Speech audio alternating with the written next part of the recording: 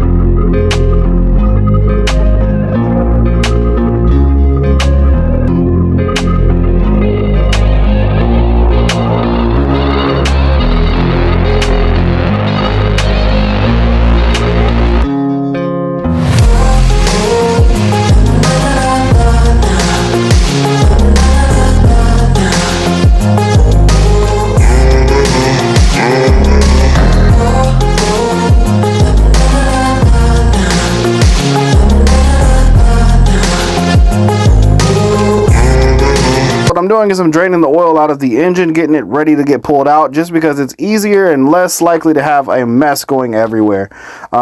Make sure the first thing you do on these vehicles, which I've already done on this one, is you disconnect the battery before you start unplugging harnesses, sensors, everything of that sort, because you can have bad problems if you don't.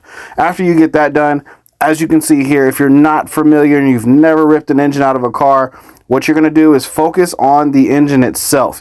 Anything that's attached to the engine in the form of a wiring harness has to come off. Those items normally are going to stay back with the vehicle when you pull the engine out. That way, whenever you get the new engine put back in, you can just plug everything right back up. Remember where everything is going, and if you have to, label and mark your sensors and your plugs. Let's continue in the video, and let's go ahead and finish getting this taken off.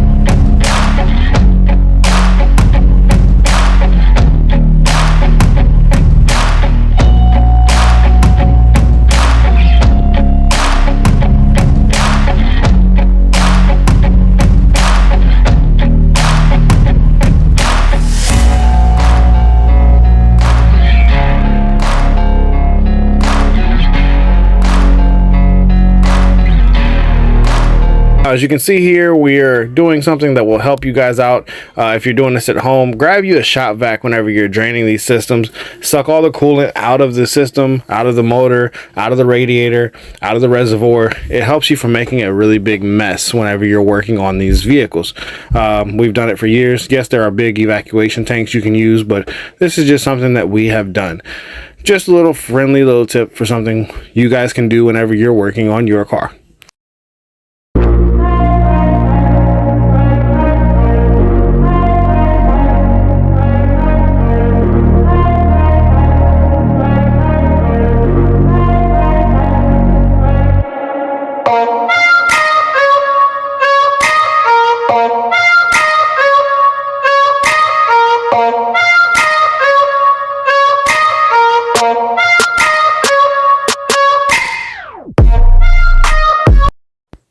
Alright, now as you see, we're pulling off the fuel rails. We're getting the supercharger ready to get sent to Kong. They don't want the supercharger lid, the fuel rails, the sensors, any of that. If you're getting the lid powder coated, then you can send that. Otherwise, take all that off, take the gaskets off, take the throttle bodies, the bypass valve. All that stuff does not need to go with the supercharger. You can leave the pulley on the snout, however. So we're going to get this torn all the way down, packaged up, and sent off. And then this one's going to come back as a beautiful supercharger. Let's get back into the video. Let's continue watching. Please continue to share if you haven't already. Subscribe to the channel. I appreciate it.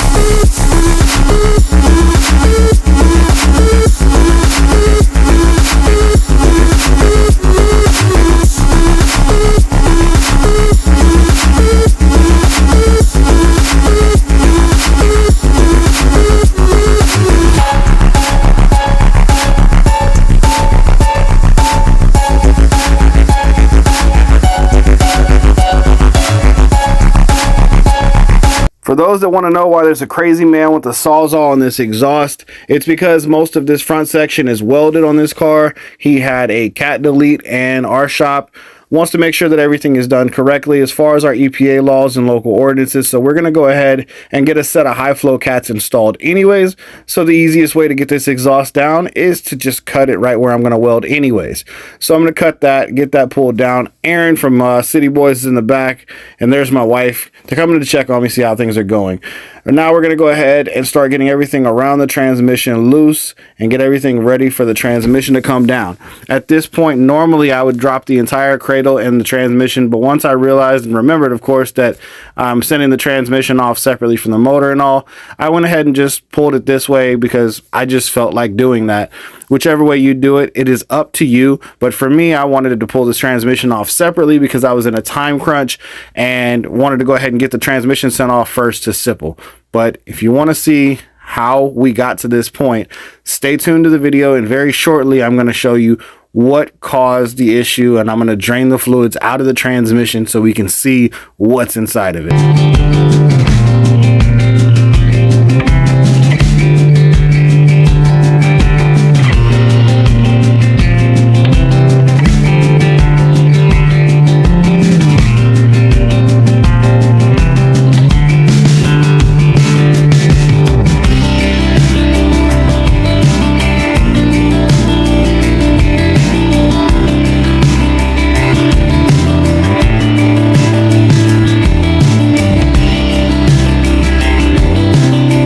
Before I take this transmission all the way down, I want to show you guys how we got here.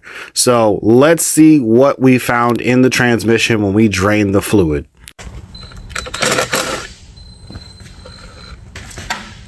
Yep, that loud chunk you just heard was a piece of metal that fell out of the transmission when I took the drain plug out. And you're going to hear the chunks and see all the metallic in this transmission fluid. All of those different colors mixing together, that's the metal. If you're looking for a metallic paint job, that does not look good.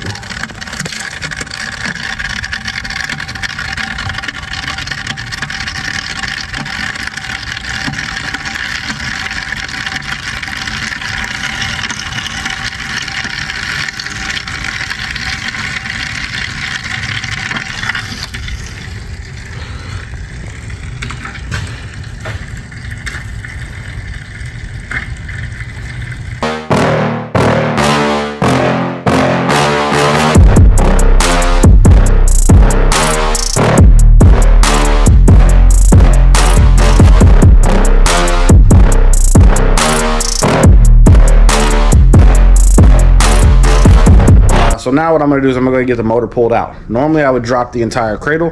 That's normally when I'm keeping the trans and motor together and I'm doing like cam jobs or whatnot. With this one, since I already pulled the transmission off so it could get sent out, I'm going to pull the motor out of the top. So I'm going to take the hood off. So stay tuned for that, and I'll catch you guys in a few.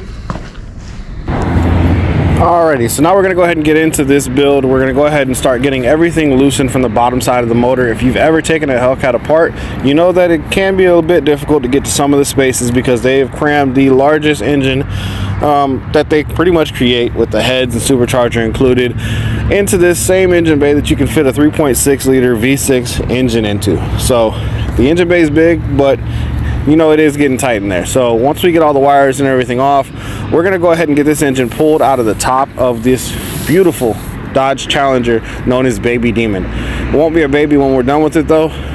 We're getting this thing ready to push some serious horsepower. If you haven't already, make sure you subscribe, and let's get back to the video. I'll catch you guys on the next one.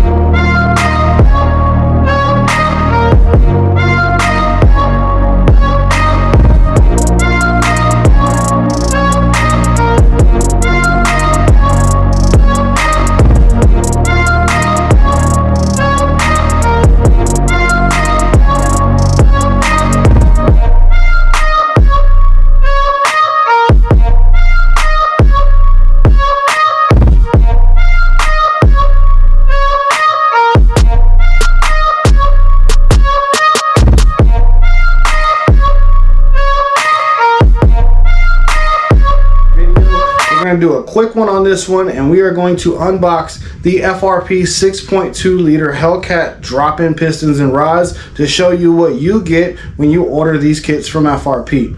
So behind me you'll see I have the Molnar rods and the Racetech pistons. Ryan might be switching to a different brand pretty soon. I think he was discussing switching, so that will come later on. But for right now, you're getting the Racetech 2618 forged pistons with the Molnar forged rods. So I'm going to pull you a little closer to show you what we have in the box. Alright, so here you won't be able to see my face, you can see my hands and what we're working with.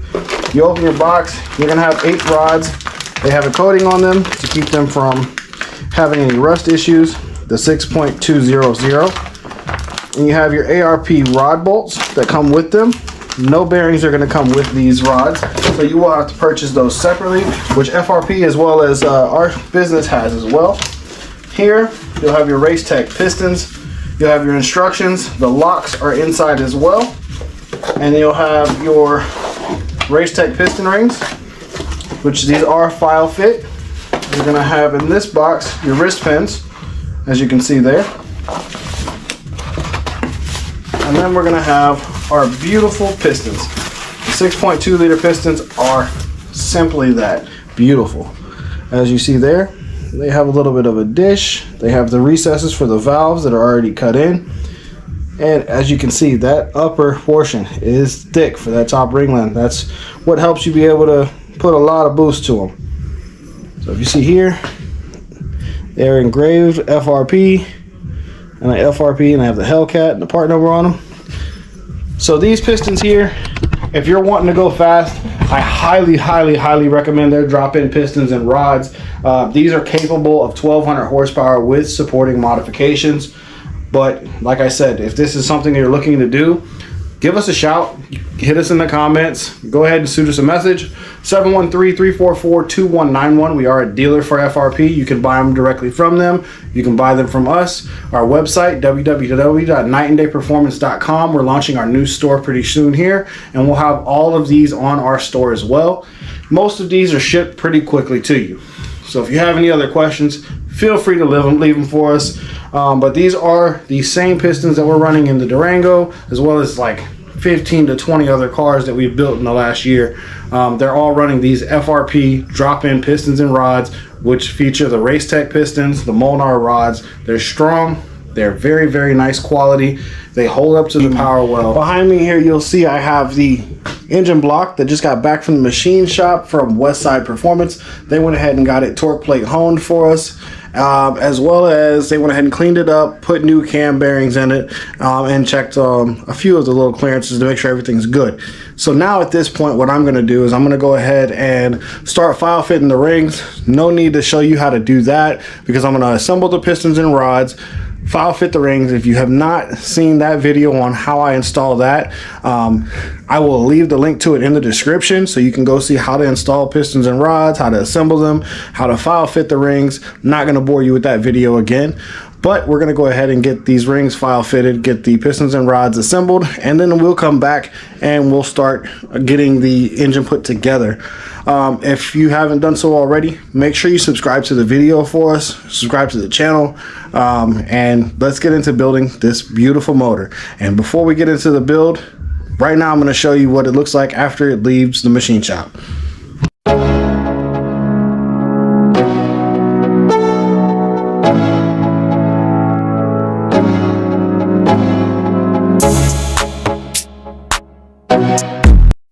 Alright, so for anybody who does not know yet, Night and Day Performance is partnered up with FRP Tuning, Fly and Ride Performance. We're good friends, dealers, and installers for them, and we use their products very routinely here at the shop.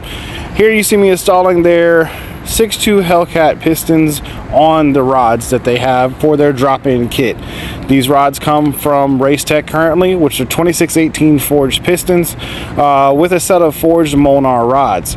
This setup right here is capable of 1200 horsepower with the supporting modifications to the motor. This Hellcat that we're building is going to be spinning very high RPMs, so we want to make sure that everything is good because we're looking for over 1,000 to the wheels. That is our goal. That is what we're shooting for.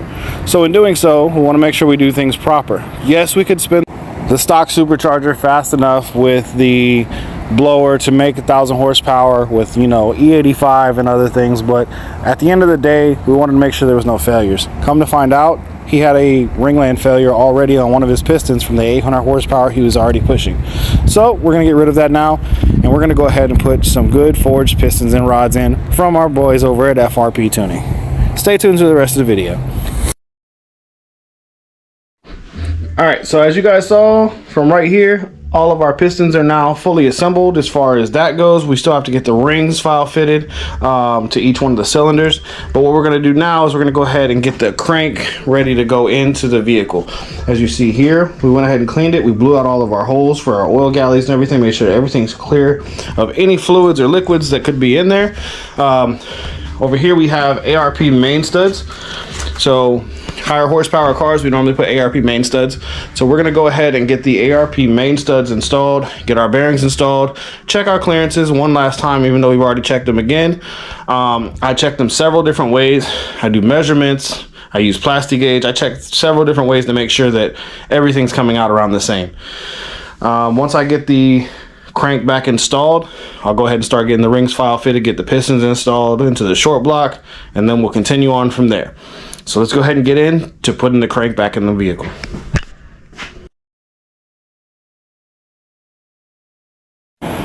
Alright, so now that we have the pistons and rods assembled, we have our rings file fitted, we're going to go ahead and get the engine put back together as far as the short block goes. So right here you see I'm putting in all the bearings for the mains. I'm going to put the crank in. I'm going to lubricate everything with assembly lube or engine oil on certain parts. We're going to get the ARP main studs installed. We're going to run those down by hand, back them off about one turn. And then once we get that done, it's time to go ahead and drop in these brand new forged pistons and rods so we can finish getting this assembled, so we can get our FRP cam kit installed and get this thing ready to go right on down the road as a fast, beautiful build on this 2015 Dodge Challenger known as Baby Demon. If you haven't done so already, make sure you subscribe to the video, subscribe to the channel, and we appreciate you guys for all the support up to this point. We're going to continue to try to make this channel grow. If you have any questions, leave them down in the comments.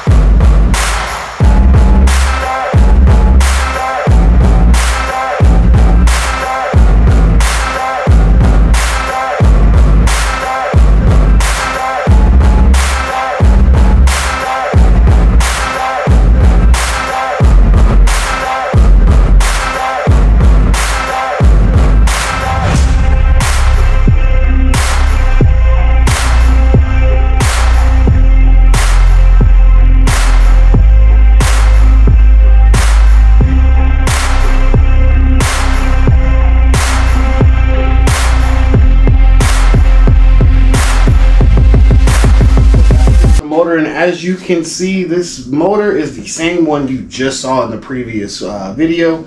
This one that was orange is now red. Paint was flaking off. We went ahead and knocked off all the paint that was knocking loose, scuffed everything up, got it cleaned up, got it painted. The valve covers are also powder coated from the coating place. I'll leave a link to them in the description below, where you can go get anything you want in Houston powder coated. Your frames, your wheels, your brakes, your valve covers, anything aluminum, anything metal, they can take care of you. They also do collision and body and much more. Make sure you give those guys a shout, tell them we sent you, and we will make sure that you get taken care of with anything you need, powder coating wise, collision, body, paint wise. Now we're going to go ahead and get the lifters put in the motor, head gaskets on, get the heads put on, swap this oil pan. This is not the right one. Put the correct oil pan on it and get this motor ready to be put back in the vehicle for Baby Demon. Alright, so here in this box we have our goodies, our parts from our buddies over at Flying Ryan Performance. If you need anything for cam kits, forge pistons, fuel, anything like that, that's where we get all of our parts from. You can find that on our website, nightanddayperformance.com. We're selling all of his parts as well. We're retailers and we're also dealers and installers for them. So we're going to open up this kit, see what we got in the package for Baby Demon.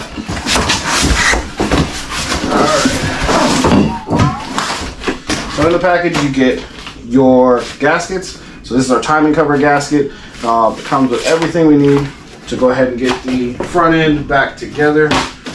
Valve cover gaskets,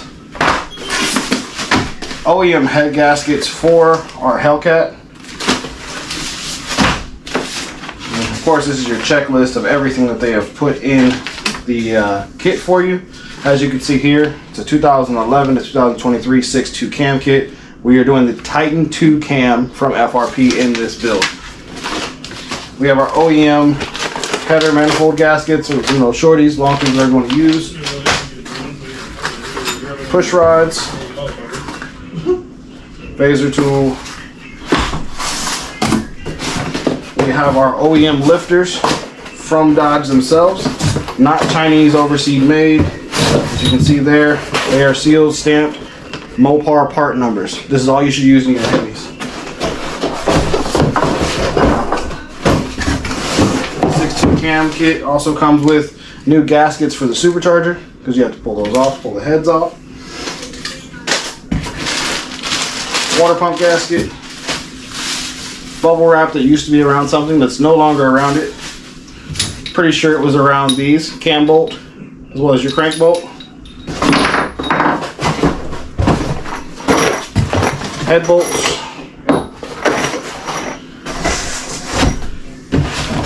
And our Joy, our Beauty FRP cam.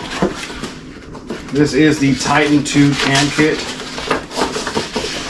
If you haven't seen before, that's the specs on it. If you can get a glimpse of those. Very nice cam. This is a blower cam. This is what you're supposed to use with supercharged applications, especially like the Hellcat. Our beautiful cam all packaged up in our FRP box. So now we're going to go ahead and get those heads put on with some of our parts that we have in here. Our springs are also in the kit. It comes with springs, your valve seals, everything like that. Our locks, everything else, all of that has already been installed in our heads by Hoopers next door when they did our machine work for our heads. So now we're going to go ahead and start getting the top end put together. Alright, so if you're not familiar with the Gen 3 Hemis, head gaskets are left and right sided. They cannot be swapped in between. So after we get this camshaft installed, the Titan 2 cam from FRP, we're going to go ahead and get the oil pan swapped over, go ahead and get the head gaskets put on. If you're not familiar with how to put heads on a Gen 3 Hemi, that video can also be found on our channel. I'll leave a link down in the description for that also. And if you have any other questions about how to assemble these, or if you want to learn something about it, give us a comment down below. Let us know what you want to see us do, and I can cover it a little more in depth. And you can always reach out to us if you have any questions while you're doing your own engine builds. If you're just here for a little ride and you just want to watch somebody assemble engines, we appreciate you. And if you're still watching up to this point, we greatly appreciate all the support. Thank you for watching the video, and we look forward to continue to make more content for you guys to watch in the near future.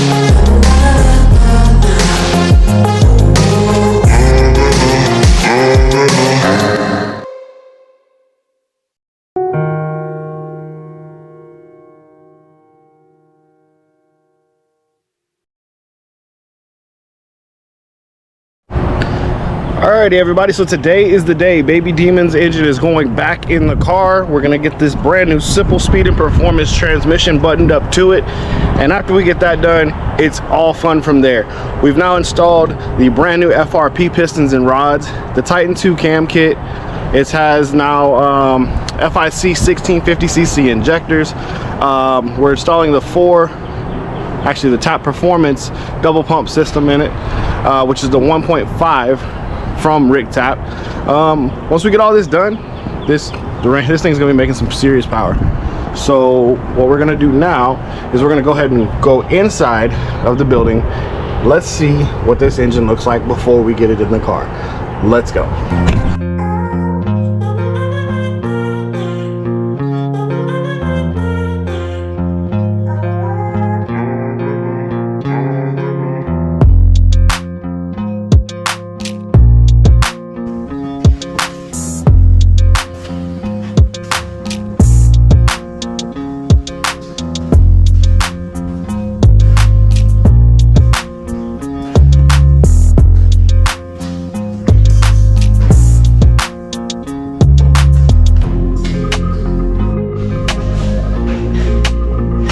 So the motor for Baby Demon is now ready to go back in the car, and we're gonna go ahead and jump right into getting that thrown back in there.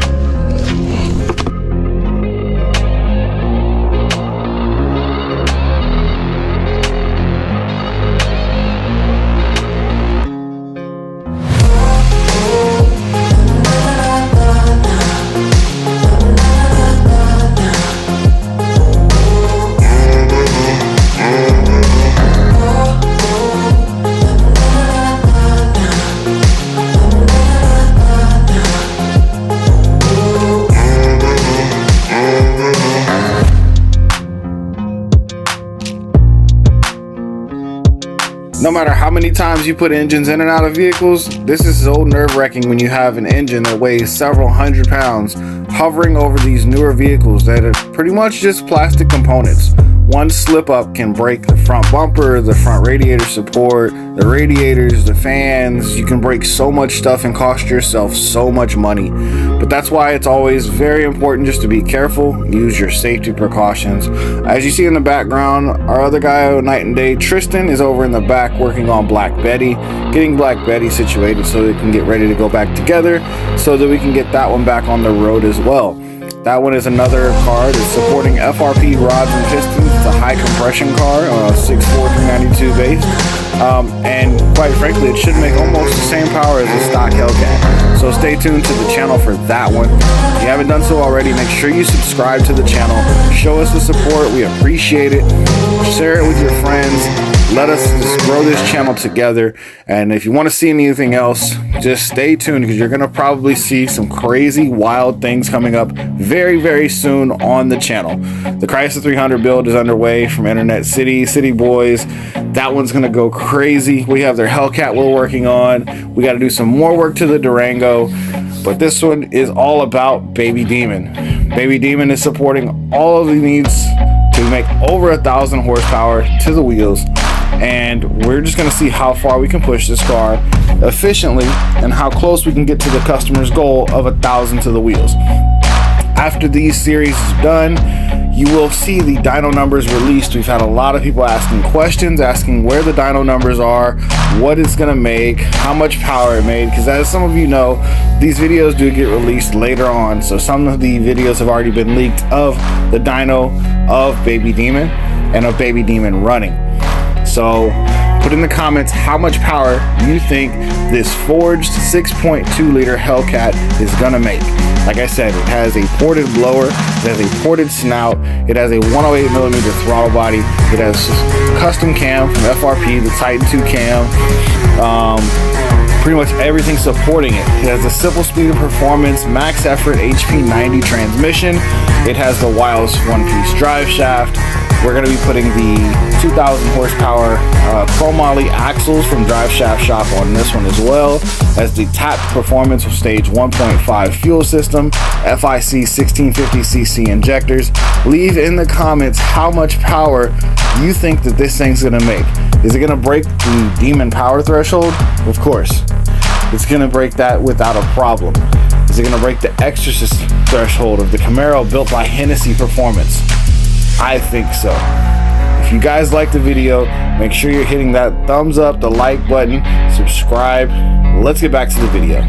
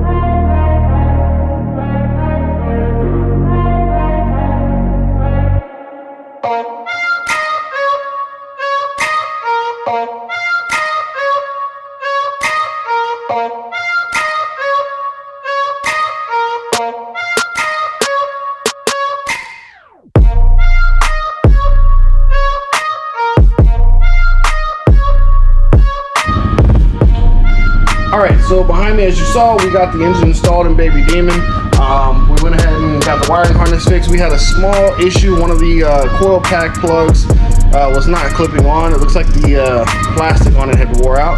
So we went ahead and swapped that out for it just to make sure it had good connection. So we'll double check that once we get the vehicle fired up, make sure there's no misfires or anything wrong with the wiring. So we'll go ahead and get that finished. Today's task at hand is going to be finishing the wiring harness, getting the transmission, the drive shaft in, and getting everything ready for our first fire up. We also have axles on the way from Beefcake Racing. I didn't have any in stock at my warehouse, but they had some in stock, and we didn't want to wait the 8 weeks to get them in stock from BSS. So those are on the way. They're chromoly 2,000 horsepower rated axles that are going to go on this vehicle. It already has the one-piece built drive shaft. It already has the transmission that's built. It already has the motor that's built. So that'll complete the whole package on getting this demon, Baby Demon I should say, where it needs to be as far as power-wise and safety-wise. So without further ado, let's go ahead and jump right into this. I'm going to finish up the wiring on it, start getting this transmission together. If you haven't done so already, make sure you subscribe to the videos, and we'll see you guys in a few. Let's get into it. Alright, so the time has finally come to unbox our Sipple Speed and Performance transmission. This is how you're going to get your transmission if you order one from Sipple. Whenever you send your transmission in, it comes back in a crate like this. Very nicely packaged, very quality work. I highly recommend Sipple for all of your Hemi transmissions. They're just top of the line on their service, their quality, and speed. This was done to us back in a couple weeks, which he told us it'd be much longer than that. So thanks, John. Thanks to your team over there. We appreciate you. Let's go ahead and get to what's in the box.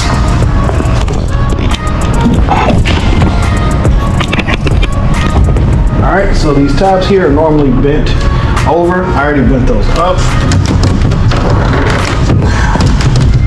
which they're still getting stuck. And I don't want to damage this crate because I sent transmissions in.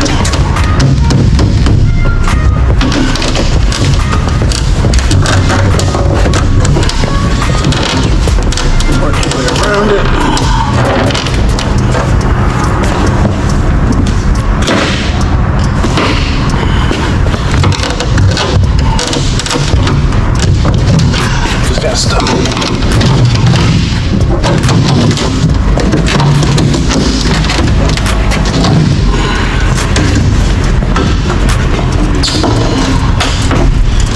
There it is in its custom crate. The transmission now is with little Sipple's logo on it. They're actually strapped in its custom container, and they are pre-filled. So you see there, they blocked off everything. So you don't have to do anything to the transmission except put it in. Make sure you flush your cooler lines, of course. and any lines for the transmission that are in the vehicle. Let's go ahead and get this transmission up on the lift, on our engine lift, our transmission lift, and we're gonna go ahead and get it thrown in Baby Demon.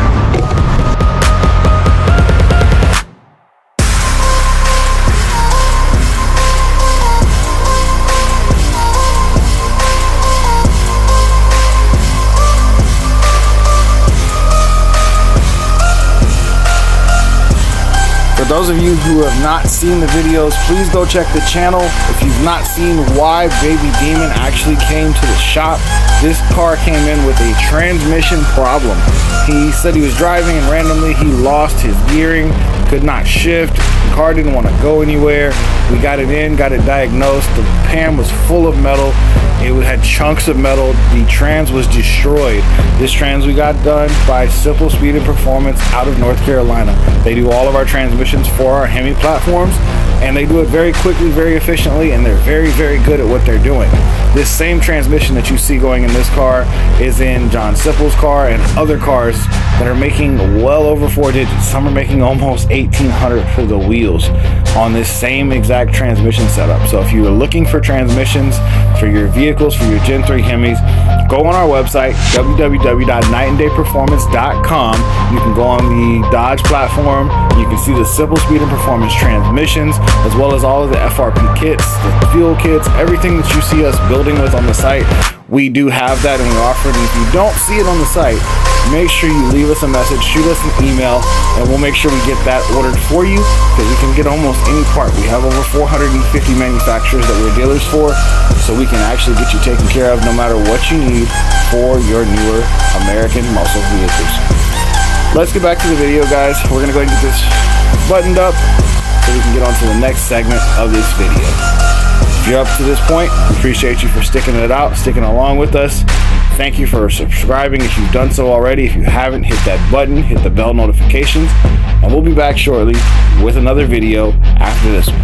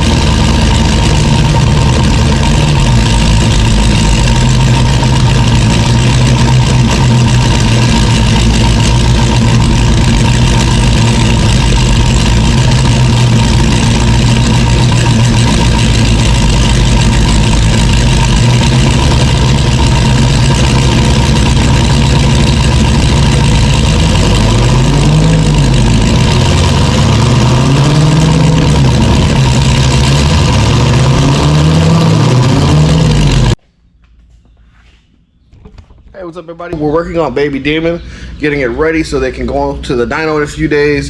And what we're gonna do today is we're gonna get the axles swapped out. We have the drive shaft shop chrome moly axles that are going in this package because this vehicle will be making in the 4 digits. So we want to make sure that everything's safe. It already has a 1-piece drive shaft. It already has a simple speed and performance transmission. It already has a really nice torque converter. It has a fully built motor. It has a a performance development diff brace. Only thing we're really missing is the rear axles. So we're gonna go ahead and get those swapped out now. So to do so, first thing you're gonna do is get your vehicle on the lift. Second thing you're gonna do is go subscribe to my channel, because if you haven't done so yet, I don't know what's wrong, but you need to do it. That's not one of the steps, I'm just messing with you. But go ahead and come down here.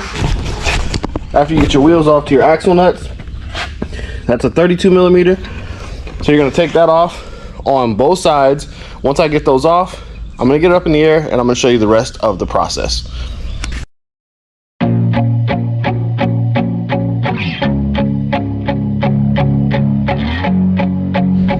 All right, so the next step we're gonna do is we're gonna go ahead and get the axles unboxed, which are right here, and see what they have inside the box for us. So,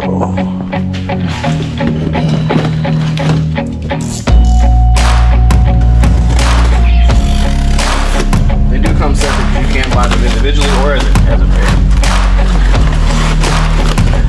A lot of times when you break them, you don't break them together, so you have to replace one of them.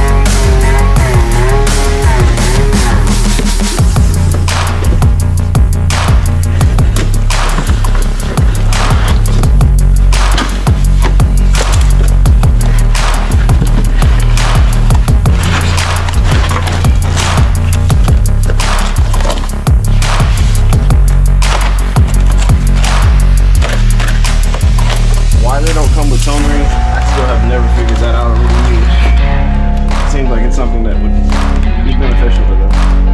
Everything feels good though. These are very, very nicely made. These are rated at 2,000 horsepower. So there's nothing that this demon, killer, baby demon, whatever you want to call it, nothing you should be able to do to tear these up, but it does happen, and if it does, we have the location and we'll get some more of these. So we're going to get these swapped. Alright, so first thing we're going to do, of course, you can see we already have the exhaust is out. The 13 there. 13 there. And then you'll have the two 13s here. One right there. And one right there. And unplug the active exhaust. Then you should be able to go through factory system, just disconnect from here and pull the back half off. You don't have to pull the whole front off. And then we're gonna get the performance development diff brace loose. If you don't have this, then you'll just have to get this bolt here loose, as well as this bolt and that bolt. And you're gonna need to disconnect your drive shaft before then. So yeah, disconnect the drive shaft first. Have something supporting this right here so it's not hanging. Take this and that off, and then you're gonna have something under here supporting this, like a transmission jack, or if you're on the floor, a regular jack. You're gonna lower this down and twist it so that you can pop the axles out of each side one at a time.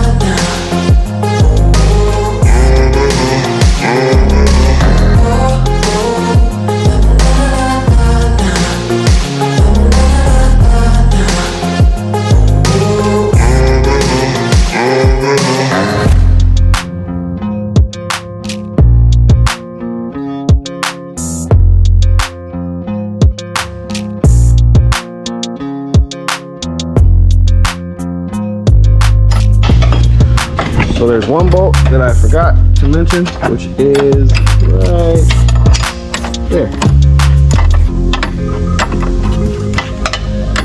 If you can see that, so there's one there, one there, one there, and one over there. Now the back one isn't going to come out all the way without dropping the cradle, so you just shift the diff forward as you take them out.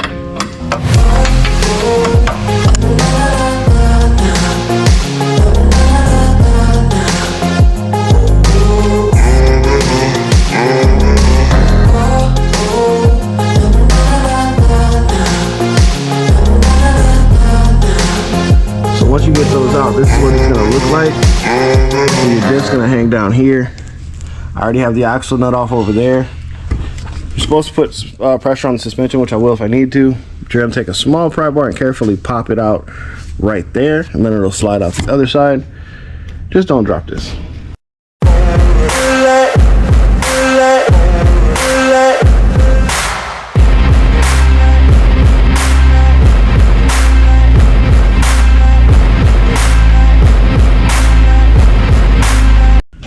I don't know what that means. So now we're gonna get the ABS tone ring off, which is right here. We're gonna carefully get this off so we don't have to replace it. We'll just put this on the other one. So to do that, you're gonna go around the edge very carefully and tap this until it comes off. You can use a punch, but I'm about to cover the punch with like, or this is a chisel. I'm gonna cover it with some electrical tape or some form of tape to kind of make it softer. Did you get it yet? It's at your height and you're still about to run into the car. Look at you. Hey, dick.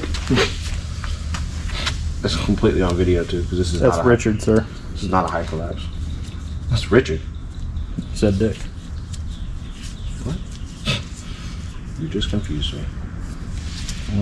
That's because Marines are Riri. Shut up, puto.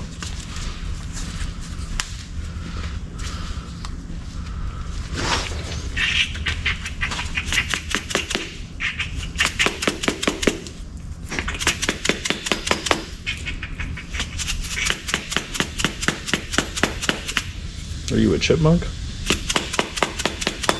Yes. If you knew how easy these bitches break.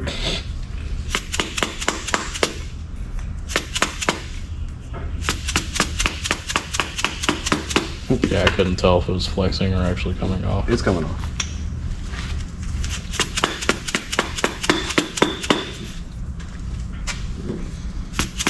Are these side dependent or no? I don't think so. Being that they're both the same part number, I would say that.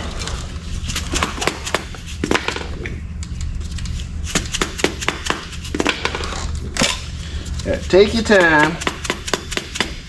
Keep going in damn down circles. I still don't understand why these axle companies refuse to put ABS tone rings on the new axles. It doesn't make sense. It's because 2,000 horsepower cars don't have ABS. Yes, they do. Hey! I call that a mission successful. It did not break it. Now we got, Jesus Christ, that's heavy.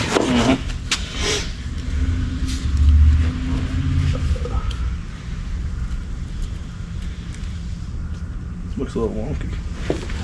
That down there thing, little wonk. Little wonky there.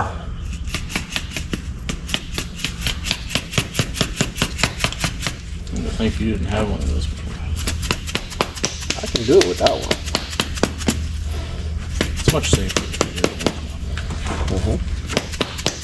But as you can tell from working here, safety is not my #1 priority. Did I just say that on video? Yep. Edit. I forgot that that's not on the time lapse. Edit. When you come here, your car might fall on somebody, but it'll be working good though.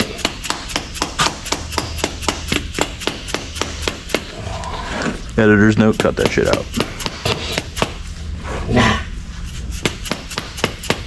Dude, there's a post right now on the pages, I'm sure you saw it, I commented on.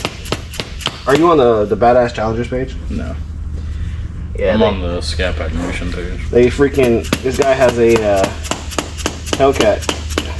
He just paid, what was it, $12,000 for a Hellcat package for upper and lower pulleys, tune, PCM unlock, belts, and double pump.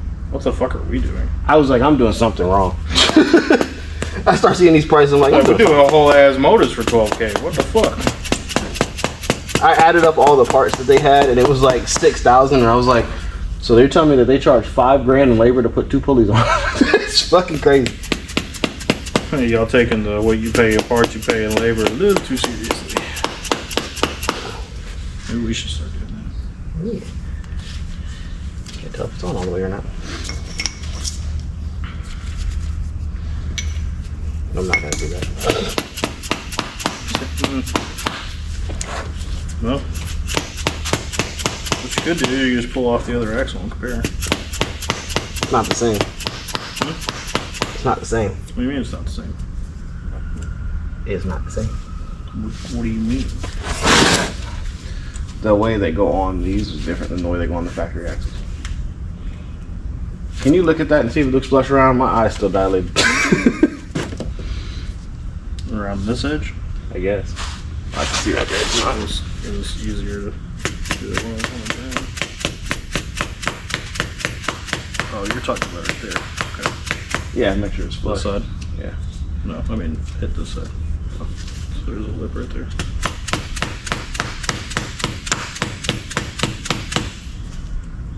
Let's get it over here. You just need to work around. You said you need a reach around. What? What did you say? What did he say? Over here.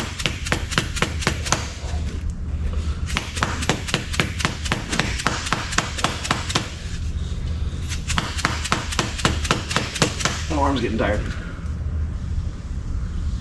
See. The light's reflecting off of it and it's blinding my right eye. I can't see.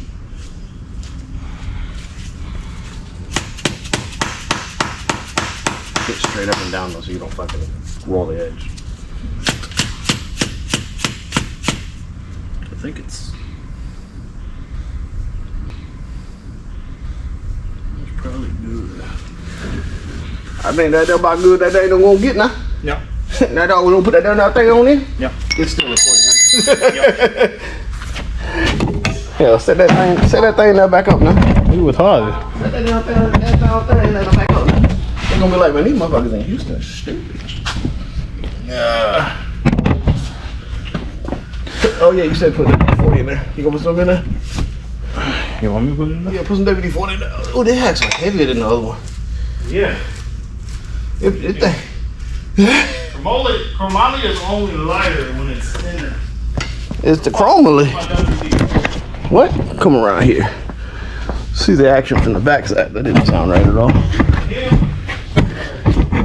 What? I done found another this morning. You done found the damn thing now? Yeah. I'm gonna put the damn light down here. Put the damn light. Jesus Christ. Hey, remember what I said earlier about my eye being dilated? Yeah, my eye's still dilated. And that's really bright. Well, you might want to watch your eye. Yeah, don't do that.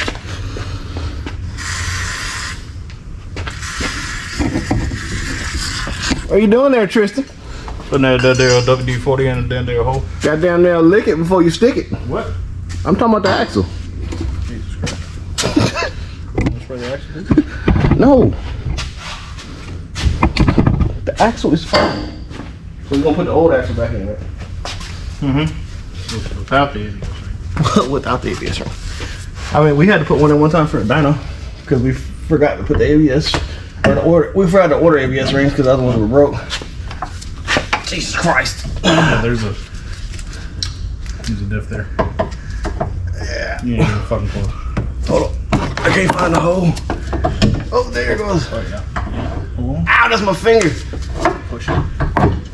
Yeah. There it goes. Yeah. Twist it. Try to make sure it don't fall out the video. It ain't gonna fall. Go. Yep, there you go. Alright, so once you get this done, you're going to go ahead and push in on this side. You'll feel a distinct click, which is the snap ring being seated.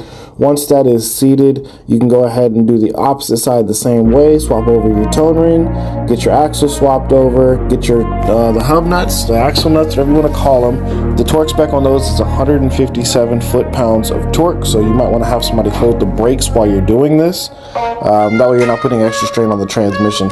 There is a tool called the half shaft protector sleeve you can get from Advance or the auto parts store as a rental tool, and what it will do is help protect the seals. If you nick the seals while you're putting these axles in, it will require you to do this again and replace the seal.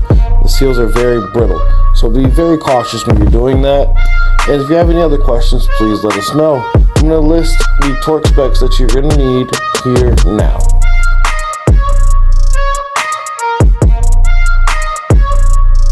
Tried to jump.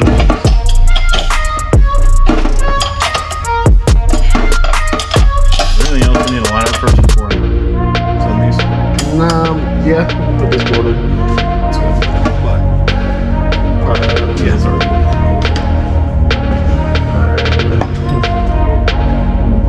You need to lock that over. I gave you my blue. Put our new bolts in, you know. I gave you my brown. You gotta replace these bolts right here. They gotta be new. Good keeps on. Fuck you, Sadie. I think we're past the first 3 minutes, so we can literally say anything we want now. Fuck! Exactly. This video may not be suitable for children. Shit.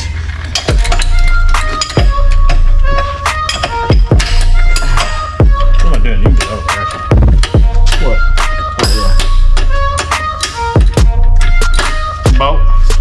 The bolts.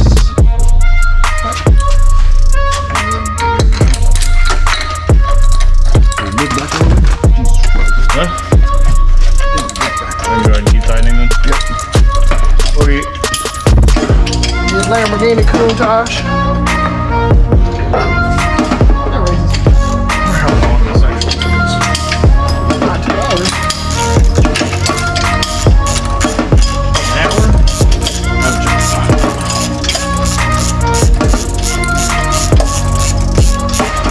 That's going to be 11 o'clock. Don't go to class today. Yeah. Tell them you're learning about tuning. This thing is doing this pretty fucking true. Huh? You have a point there. Ask them if you can get an excuse if you're tuning.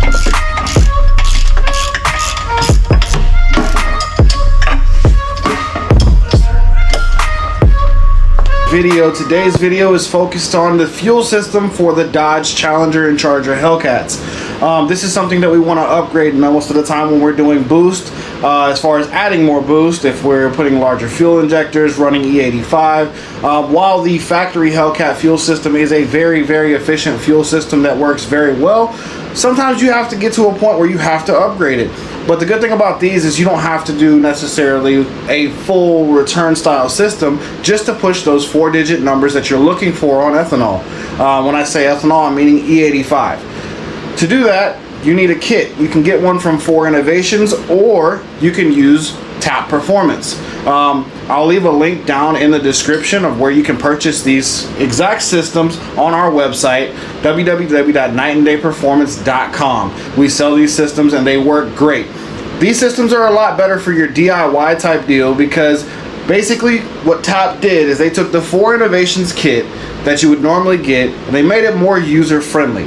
By doing so, they added things like pigtails and butt connectors and instructions that tell you how to install the kits, when Ford does not do that. Ford doesn't do that because they want these installed by professional shops, which I always recommend. I always recommend you get it done by a professional, but hey, we all started somewhere, even the guys that are in this industry like I am, where we wanted to work on our own cars, and we fully support it.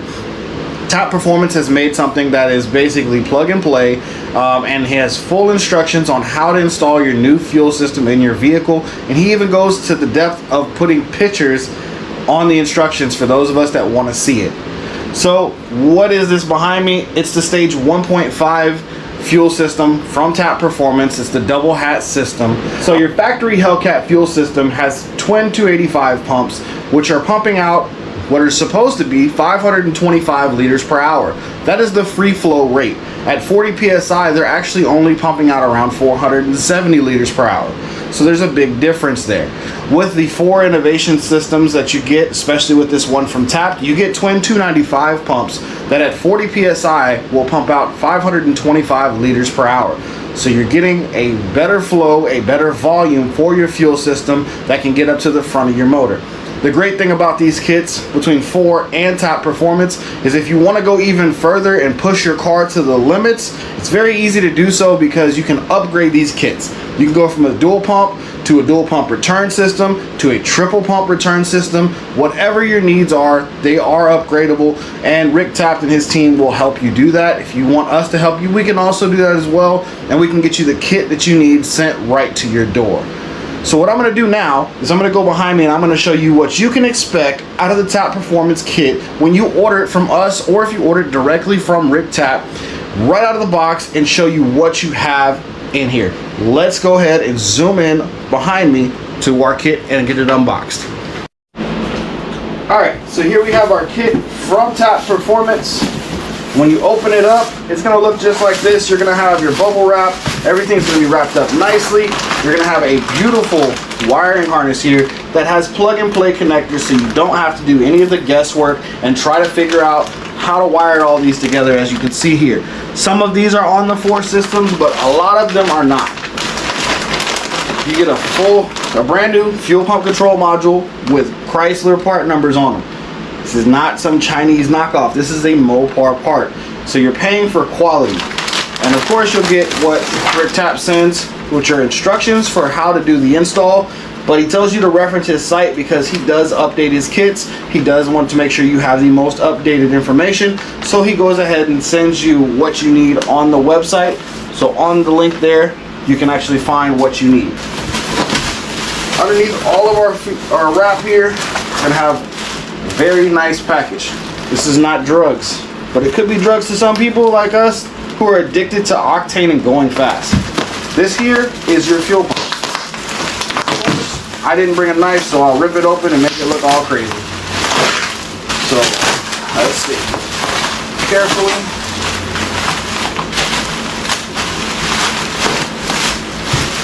Alright. So here are our new fuel pumps and our hat assembly from 4 Innovations. It's a plug-and-play system, so this is something you can put on without having to do all the crazy stuff, and it actually works with your factory fuel system. So unlike the other ones that have the AN fittings and all up top, you don't have to use AN lines on these, but the ones that you do have, you know, they went ahead and put all your connectors right here that connect right to your factory fuel system. So there's no guesswork behind that.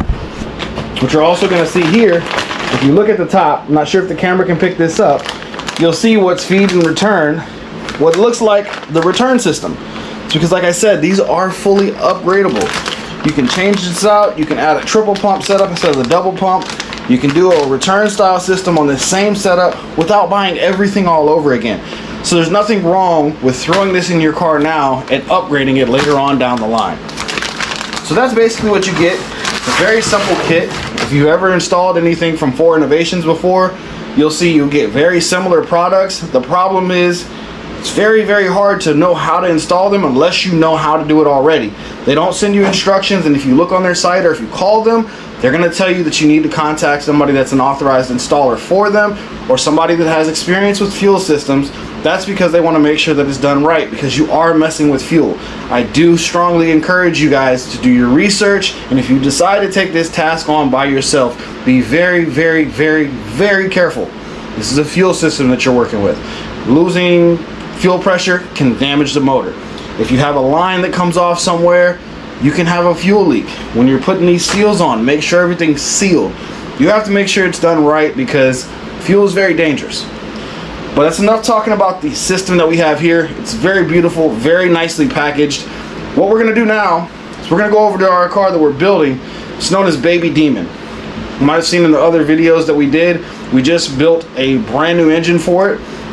So what it has is it has the Flying Ryan Performance FRP drop-in pistons and rods.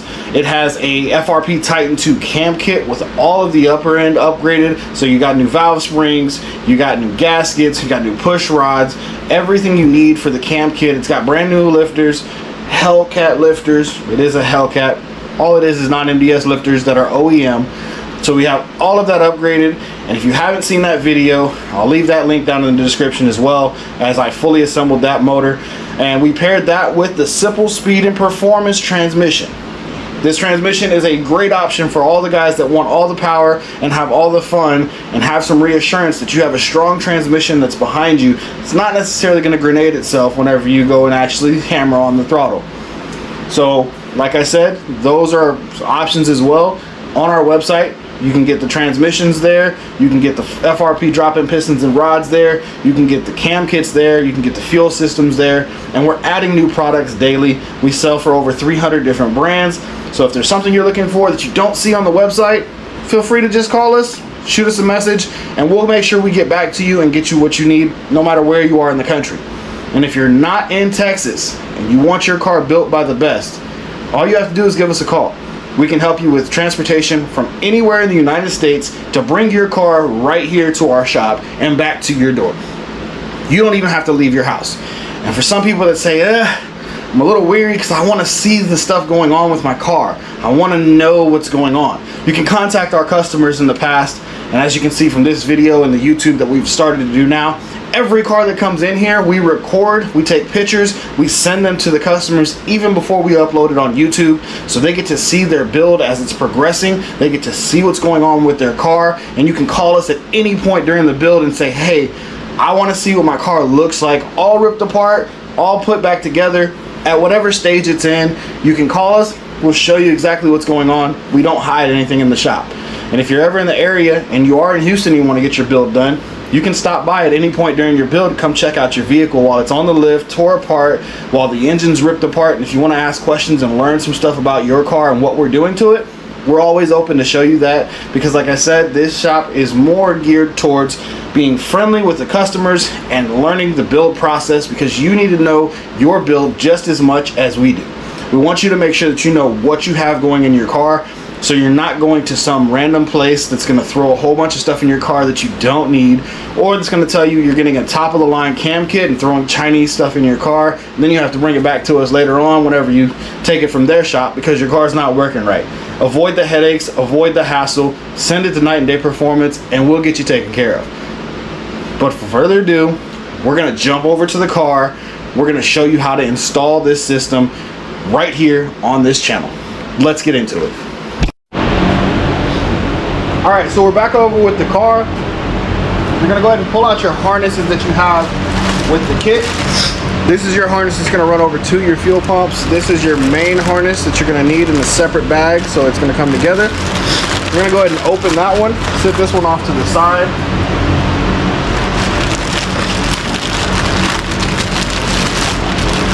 And you're going to identify the different portions of the harness just so you get familiar with it. So as you see here on the tap kits, you already have everything labeled, battery positive.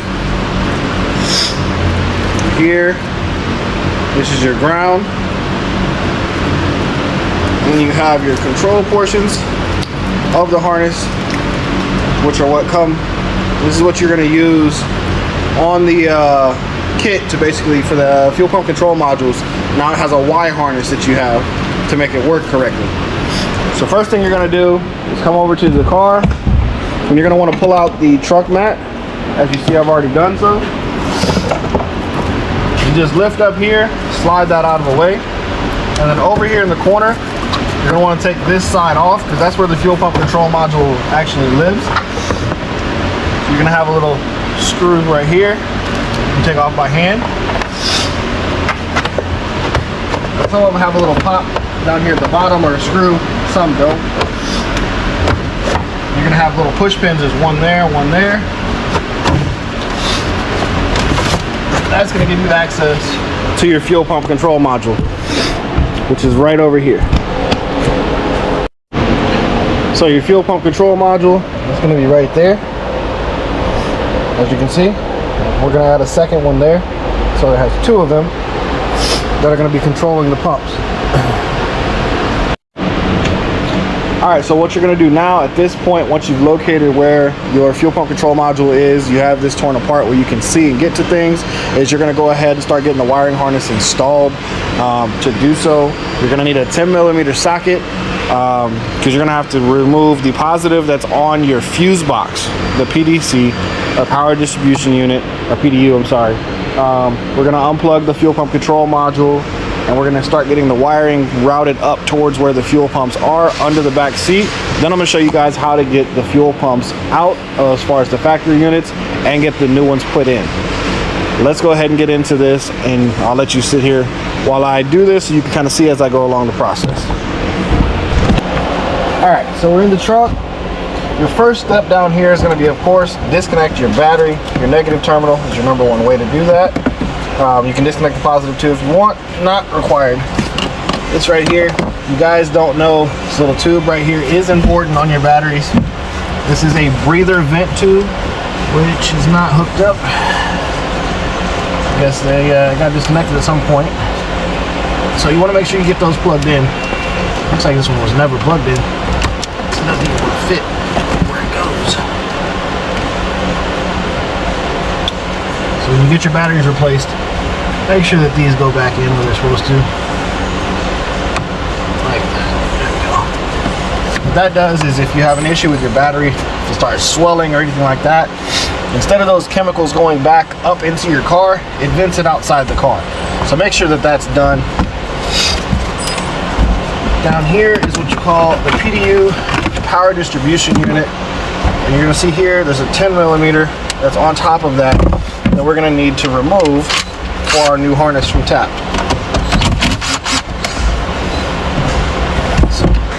So we're gonna take that off. It is a 10. We're gonna grab our harness, our main harness here. If I don't knock the camera over while I do it. We're gonna locate the battery plus right here. That one is gonna go right on top on your power distribution unit. And you can normally route them in a way where they'll run side by side and you don't have to do any extra trimming. Excuse my allergies making me sniffle.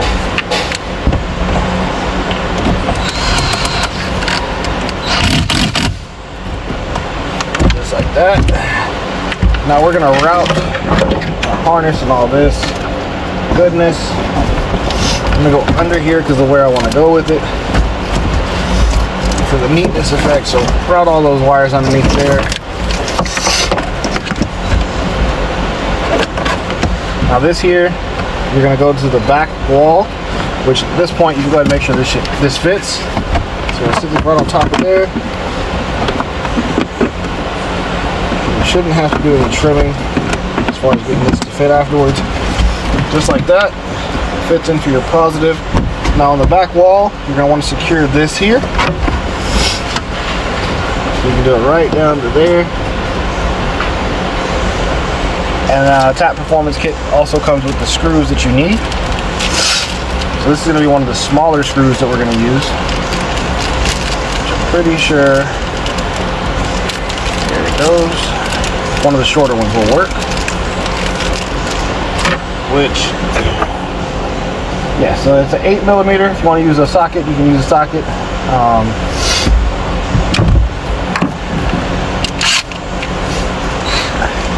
We're going to screw this right into the back wall, low enough that it doesn't interfere with anything. To give you a better view, I'll take this off. It's not required to stay here. If these push pins weren't built by the strongest man possible, Jesus Christ. It might have been actually built by Jesus Christ, I don't know.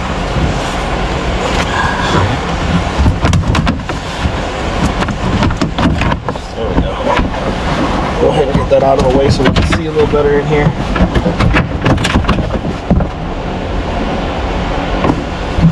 So right down here below this vent is a nice little flat spot that you can use to secure this.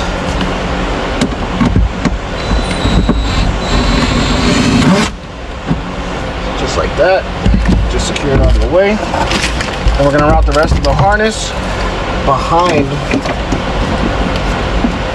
here. And then we're gonna locate on the other side where our relay is. There's gonna be a ground. So I'm gonna untangle all of this first. Like I said, sorry for the sniffles. My allergies are horrible. So you're gonna see this one, it's a ground. Where this ground is gonna go is right here, which is also a 10. So to get to the 10 millimeter that's down there, it's easiest if you have a 10 millimeter wobble socket like that. Get them Snap on, Harbor Freight, wherever.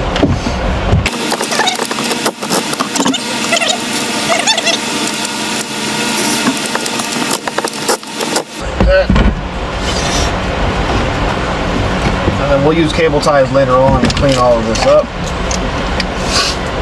So now we're gonna come over here. And we're gonna plug in the side with pump 1 attached to it.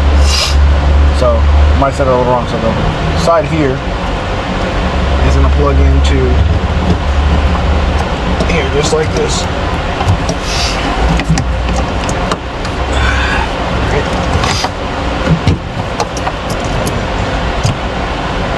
This portion of the harness is right beside it is going to plug into the factory plug for the fuel pump control module.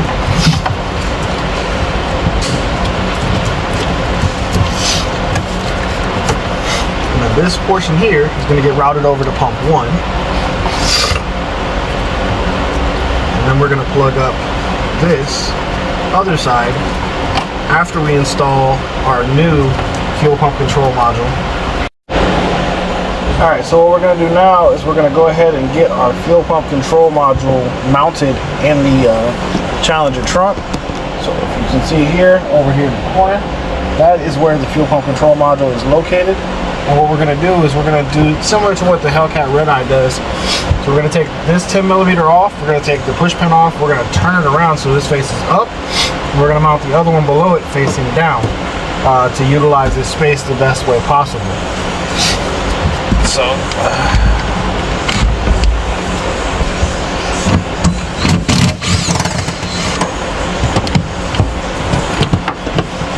that, pull that one, just as such. We're going to swap these there, just like that. And I'm going to go ahead and plug this one in now, just because of the way it's mounted. I'm going to pull this out so I can get some more room. I don't need this tie anymore.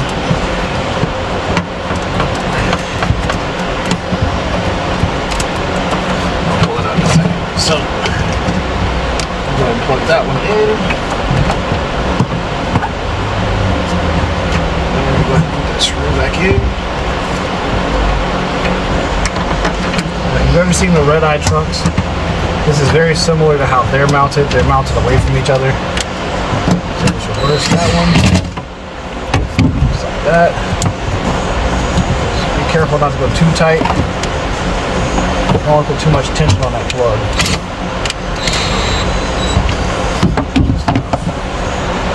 Alright.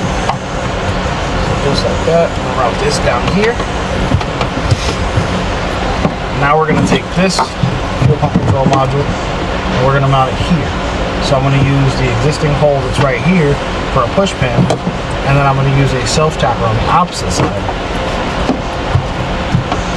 So right now I'm going to go grab something to pull it out real quick and a push pin. So I went and grabbed a few push pins. I have an arrangement. Get them off Amazon, parts store, whatever you want. I'm going to go ahead and get this old one pulled out. They used to hold the harness here.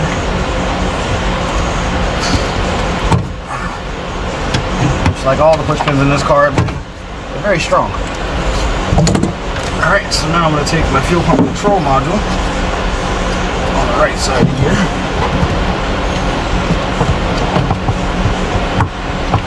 And that one works. Alright, so that factory hole doesn't really line up the way I like it. So instead, I'm just going to use 2 of the self-tappers. I'll use 2 self-tappers and get that mounted so it looks better. Just for the sake of them being even. If you want to mount it that way, you can. If you want to drill less holes, I don't like the way that looks. And as an aesthetic person, I want it to look a certain way.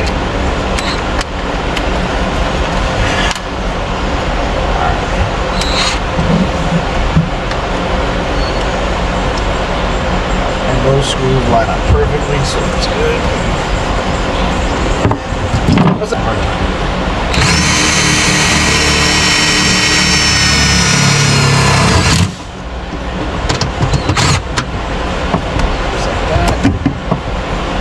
Of course, I mounted it off kilter a little bit, but it will be okay.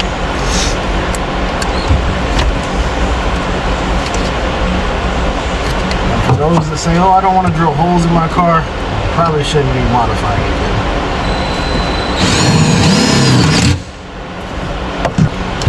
That gets in there. Now our other plug can go here. Hooks in. Alright, grab the bolt that I dropped earlier, and I dropped it again, of course. Your stuff does not have to go in this orientation or location. This is just where I want to put it. You can put it wherever you feel that you like it.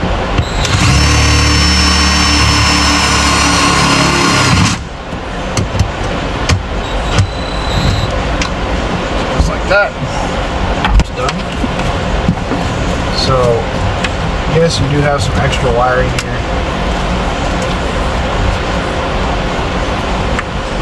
I'm going to go ahead and move that one that I had earlier on there, the ground, put the other one where it goes.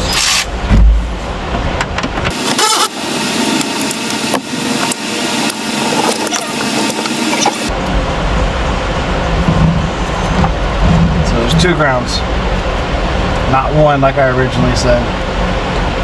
Both grounds are going to go together and then go right on top of here.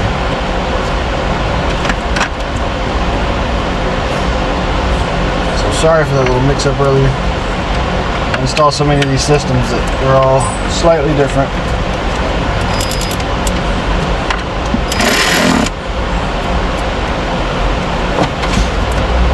We're going to turn those wires to the side so that once it's on, they're out of the way. Now what I'll do is I'm going to follow this harness that's already here in the factory. I'm going to zip tie as much of this wiring as I can to keep it clean.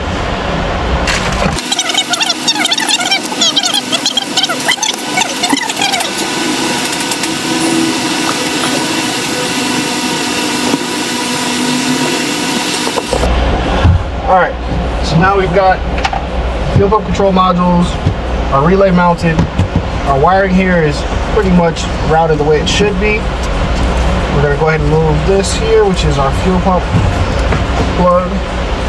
And all the rest of these can be beautified and made to look better, look nicer. So we're going to go from this side. We're going to use the zip ties provided by TAP. If I need more, I'll grab some more. We're going to start cleaning up this harness. Alright, and now that we have, as you can see, all of our wiring is cleaned up. We have our 2 fuel pump ends that are going to run up to our fuel pump that's under the rear seats. Now we have to take the rest of our harness from TAP, which is right here. We're going to unplug these from each other. They're plugged into themselves. And get them lined out and get them facing the right direction. So I need these in. And TAP makes it really easy because it's labeled pump 2 or pump 1.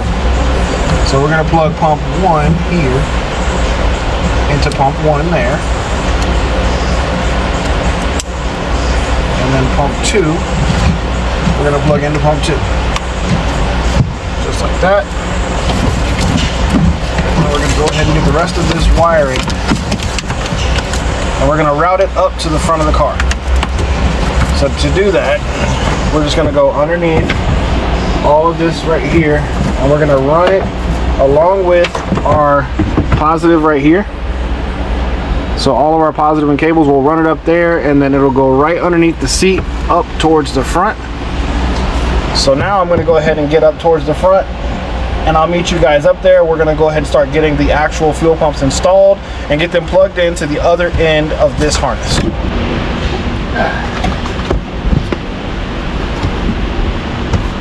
All right, so now we're inside the car. If you guys have never done so before and you're trying to figure out where your fuel pumps are on your Dodge Challengers, this is the same on the Chargers. They're in the same location. It's very easy. You thought I was going underneath the car, you're wrong. They're inside the car. Now, I will stress to you, when you do this process that I'm about to do, I'm going to do it the DIY method. There is a tool to take the fuel pumps loose. I'm going to show you how to do it without that tool so that you can do it at home as well. When you're doing this, make sure you have fans running. Make sure if you're in your garage, you have the door open. You need plenty of ventilation because you're dealing with fuel, especially when you're running into certain race fuels like, you know, Q16, stuff like that. If you open that up and you're not well ventilated, you're gonna pass out in here. You're gonna have to have somebody come help you out and everything. It's a whole scene. Just do the right thing. And what I always tell people when you're working with fuel, it's good to have a fire extinguisher nearby. I have one right outside the door. I don't plan on having any sparks in here, but just in case something were to happen, I want to make sure I have a way to put out any fires that I may have. So to get this seat out, you're gonna have to take 9 million bolts out. No, I'm just kidding. It's very simple. It's one of the easiest things you're gonna do in this whole process. You're gonna grab right here under this seat and pull up. Boom, that pops up. Other side, same thing. Pulls up. You see that? It pops out. That's out the way.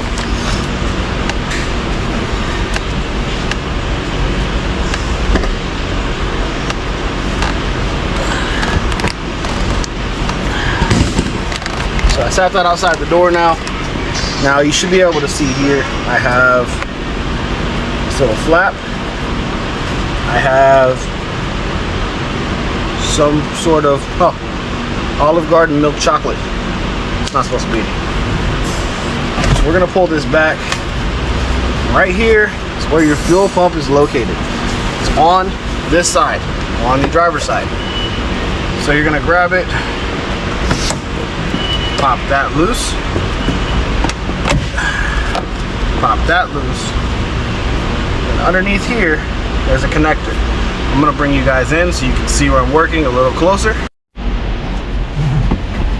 All right, now that you're in the car with me, you won't be able to see my face, but you can see what I'm doing, and that's the main thing anyways.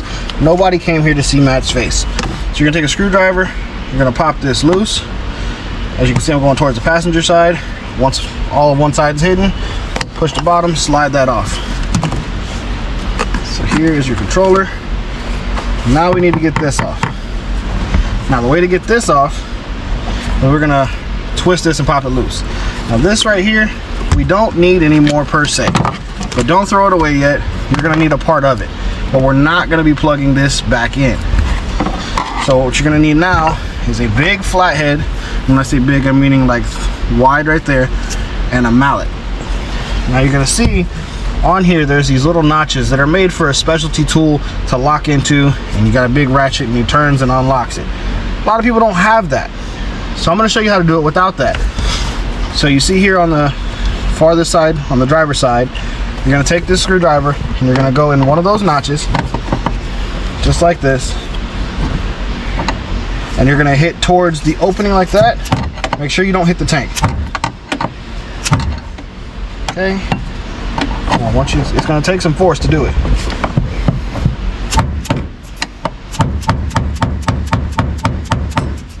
Like that. And then this ring comes off. Well, it's supposed to come off. It doesn't want to move right now because my hands are too big for the hole. Alright.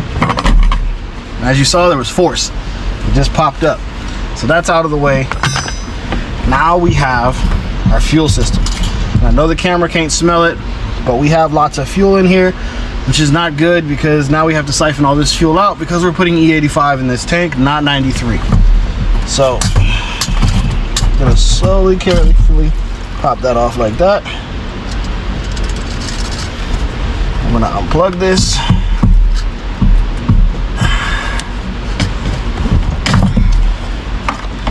And I'm gonna put that outside. It's strong in here. Now, right here, you're gonna see a hose coming this way. You're gonna need to disconnect that. That runs over to your sending unit.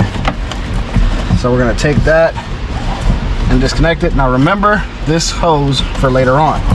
You're gonna need to reconnect that hose. Do not forget to reconnect that hose. So it can be a bit of a pain sometimes to get this loose, because it is in the fuel tank. So believe it or not, it can be a pain even though it's in a liquid. All right, so I got that loose. So now I'll work that up.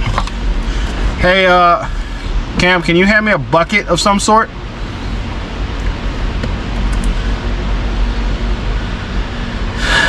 Have somebody help you and grab a bucket so you can put this in so you don't spill fuel. It doesn't matter. Oil drain pan works too. I'm gonna hand you this in just a second. Wiggle, wiggle, wiggle. Don't pass out.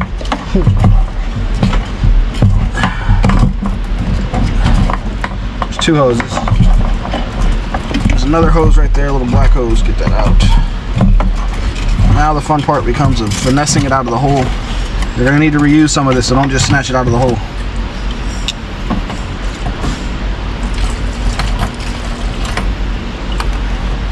There we go. That's your factory fuel pump. Cam, can you grab this?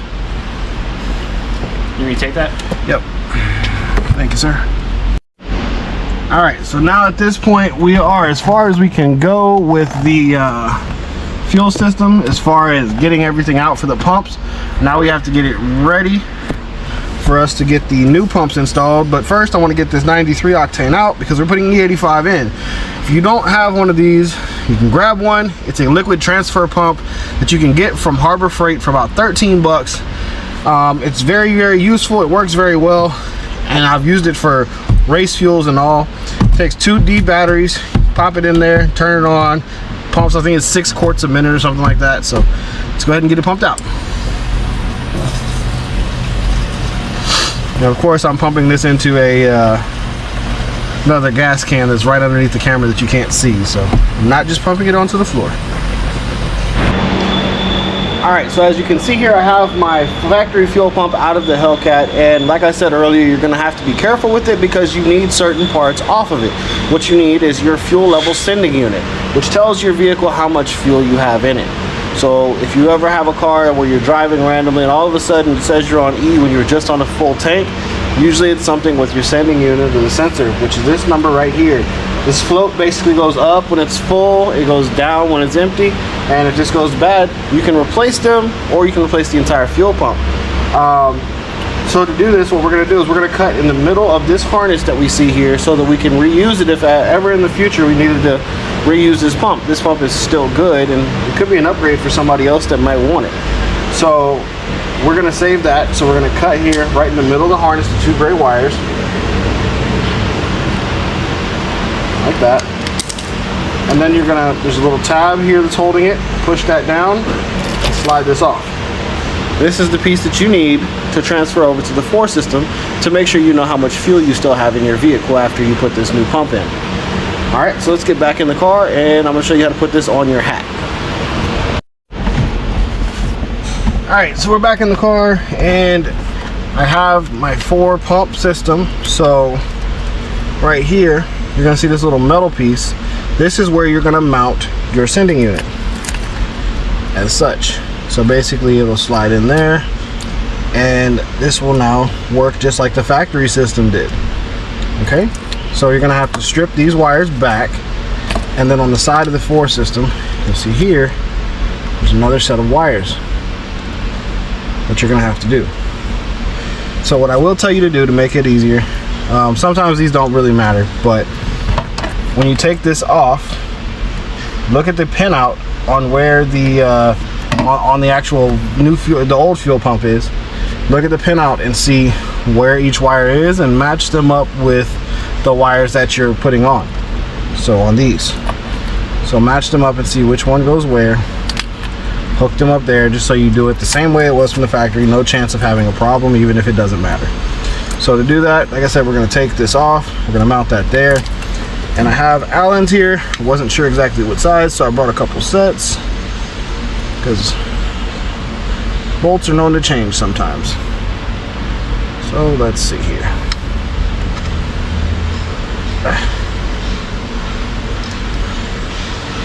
And that one does work. That is a size 2.5. So the ones I'm taking off are the ones on the sliding portion of the bracket.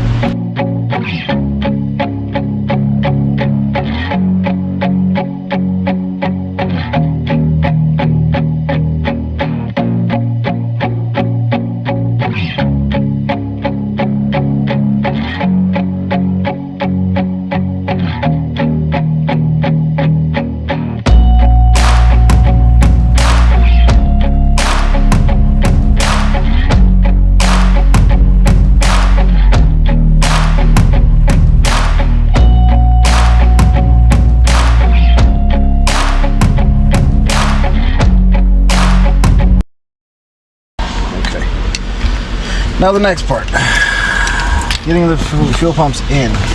So it seems like you could just drop these in, but you can't. Not really. First of all, this little portion right here, make sure it's facing forward. Whenever you pull the hat out, the factory hat, you want to pay attention to where this float is, and this float was residing right over there, so we're going to put it back in the same manner. If you do it like this, something's going to hit on the tank and it won't let it go up, and you're always going to think you're empty. Same as if you do it that way. So you have to do it this direction because that's where the float actually sits, and there's a little recessed portion. If you feel in the tank right over there, the recessed portion where it can fill fuel up to here. So that's where that goes. It goes like that. So it goes up and down right over here in this corner. But when you're hooking this up, the hard part is, so you have here that you're supposed to hook or connect in. You have here that you have to put the other portion on and screw this on. You can't just drop it in there. For that, you're going to need to take the top portion of the hat loose, loosen that, sit this down in there, then connect these, and then screw the top back on. You're not going to be able to just unscrew these and rescrew them. That's why Top Performance provides longer screws that you can put in at least 2 of these holes before you take them all out to drop it down, so that once it's down there, you can use those screws to reach down there and thread them back in if you need to unthread them, and grab the pump and pull it up to put the rest of the screws in.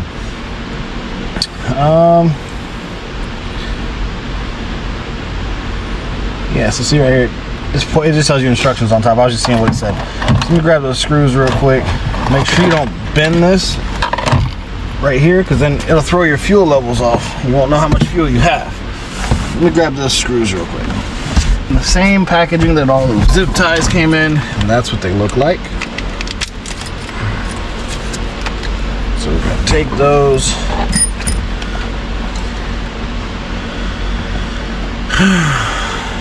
Make sure you take time to step out of the car every once in a while, because even if you're ventilated, you can still get pretty high in here on these fumes. It's not good for you. So now we're going to take these loose.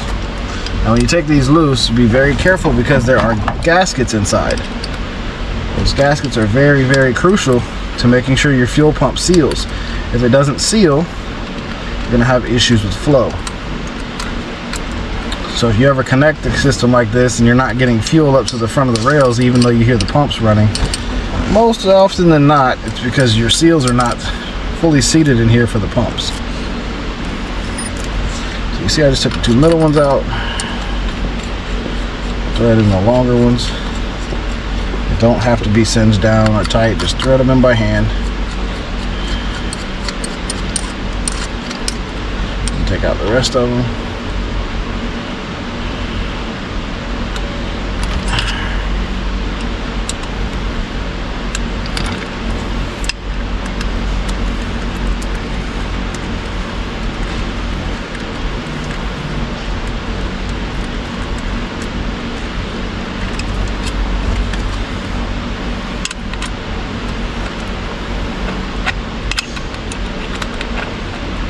can already feel it lifting. If you start having the seals fall out, one thing you can do is use a little bit of like dielectric grease, and you can actually put it on the seals so that they sit where they're supposed to sit. And just the fact that it's a little thicker will help with holding it where it's supposed to be. Alright, that screw out. And now, with that, as you can see, the pump separates from the rest of it. So you can unspin this. This doesn't need to be spun up. So that's what that's for. Now most of the time, you're not going to be able to fit in this little area here, so you can unscrew these.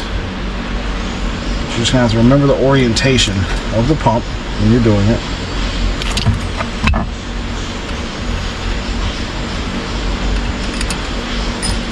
And you can use these later on to start the threads back in the bottom of the pump once you have it installed.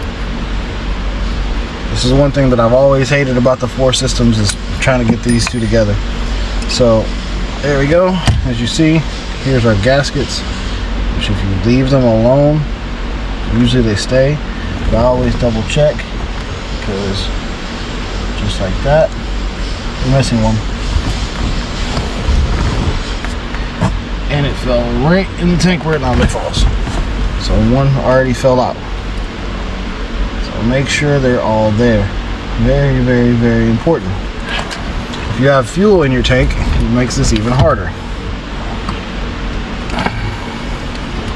So now you're going to feed the bottom portion in, like such.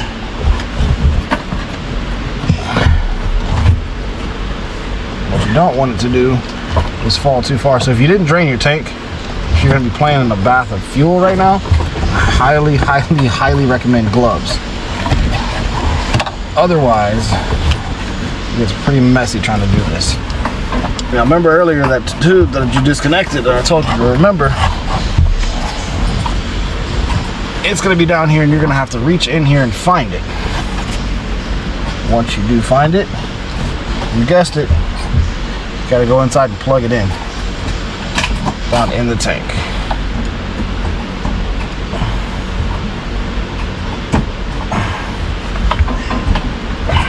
There we go. Just click, make sure you feel the click, do a nice tug on it, make sure it's not going to come loose, because this connects over to your sending unit or your transfer pump.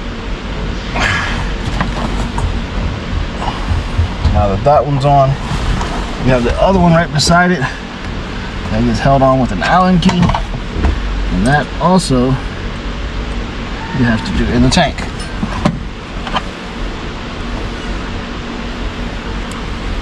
It requires using very small Allen keys.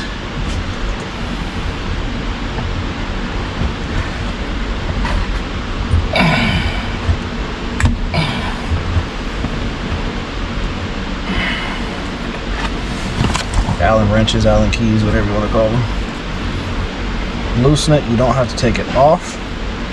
You just need that bracket to move.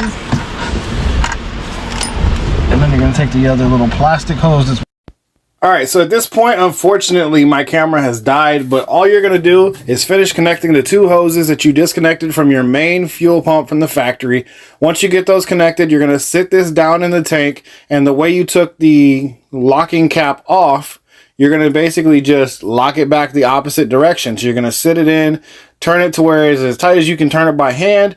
Then you're going to take your flathead or your crowbar, whatever you want to use, and your hammer, and you're going to knock it back until it can't move anymore, because it's going to be flush up against it.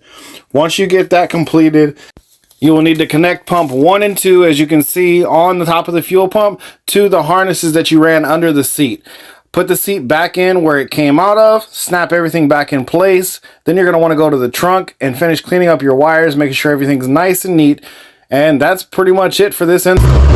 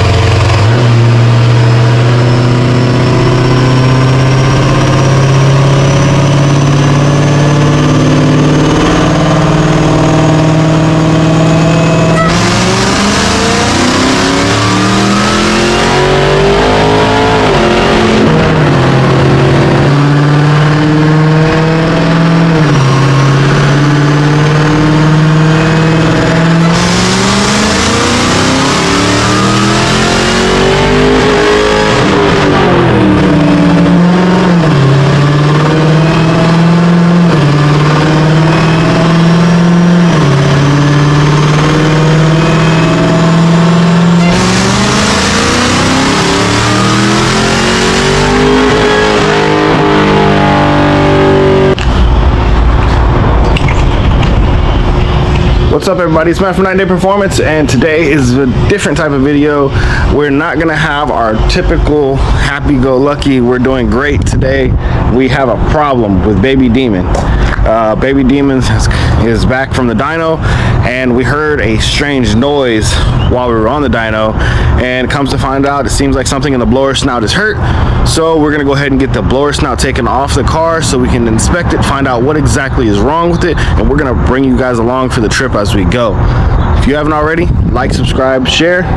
Let's get into this video. Let's go ahead and get this supercharger torn apart on the car.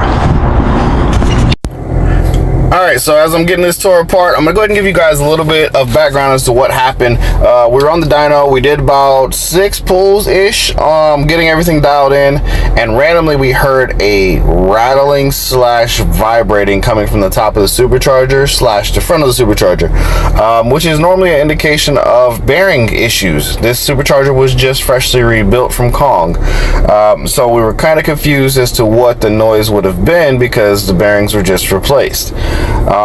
Then we spoke to Kong after the fact and did not realize that they couldn't replace the bearings on the back of the supercharger on the rotor pack because it's a 15 blower.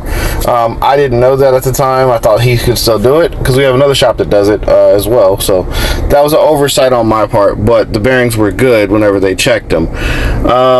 So then what we started doing is tearing everything apart, getting the supercharger removed, and we found out what the issue actually was.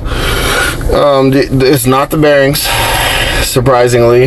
It's not in the snout. It's actually in the front of the supercharger.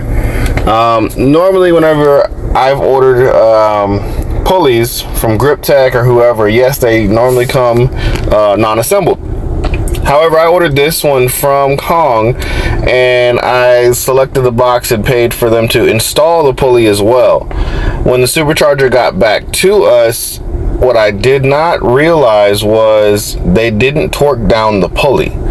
I mean, I'm not sure if it's an oversight necessarily on me or an oversight on them or what. I figured from what I would normally do that if I had someone installing a pulley on the supercharger, that the pulley would have been torqued down when they installed the hub and installed the pulley.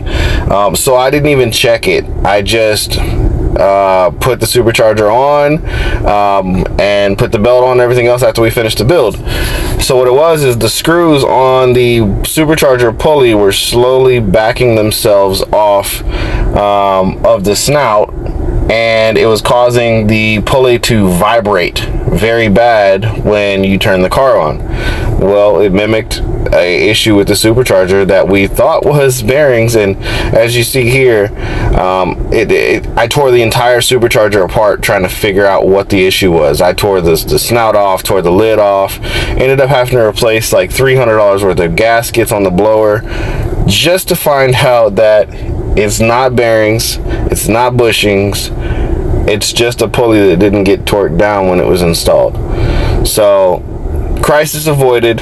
At the end of the day, I'd rather be safe than sorry, which is why we tore it all the way apart. And you see I'm rotating the rotors here. I'm trying to make sure that everything looks to par. I'm checking the bushings inside the supercharger, trying to see if I hear any play in the rotor packs or anything, and I didn't. And that's why I was kind of confused, and I was like, okay, well, I'm just going to pull everything off because I still haven't found the sound as of yet.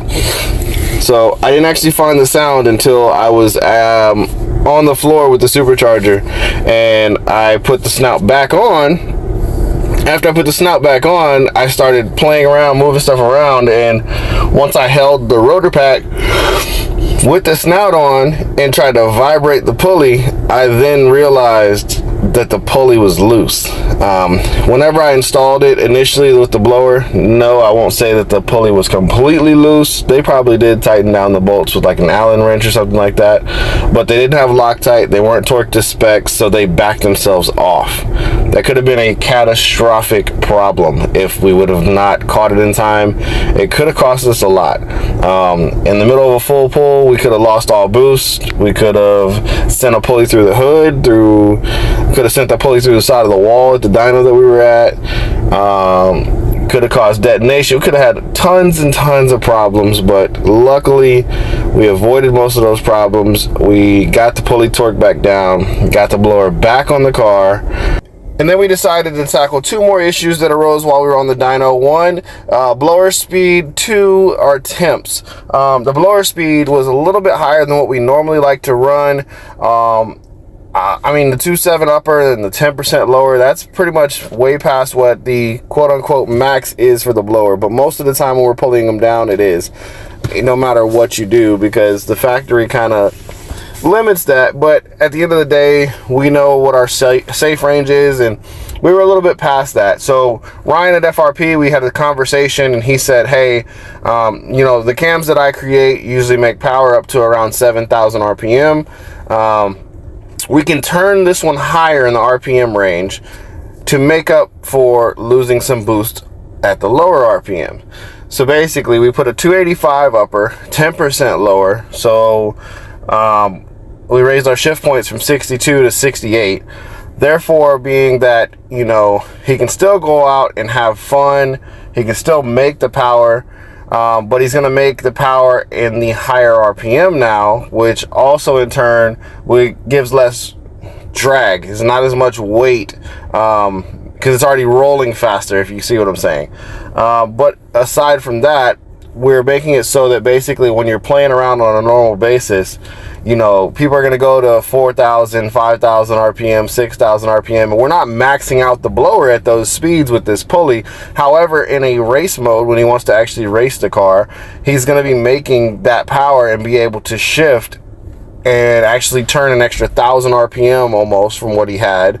A little less than 1,000, but basically we made up for it in that manner because the stock blower did not like what we were doing. For some reason, these stock 15 to 16 Hellcats, they created them at Dodge where you can't service the bearing packs, which is kind of dumb, but they changed that with the newer models. But we just wanted to kind of change it up a little bit. Ryan felt safer putting 285 on the upper to kind of slow the blower speed down just a little bit. It's still going to make the juice, as you'll see here soon when we get it back on the dyno. Then we're going to tackle the other issue. That issue is cooling. We had an issue with our supercharger temps. They were getting very hot. I mean, it was 240, 250 degrees at some point on our intermediate manifold temps. So on full pulls. So it was getting hot. And what we didn't want to do also is destroy the bearings from it getting too hot. Another thing is whenever the motor gets hot, that can cause knock, which can cause it to start pulling timing and it loses power. Our IATs were high. Our blower temp was high. So we needed to find something to cool it down, which is where the idea came, in fact, that we needed to put an IC chiller on it, or an intercooler.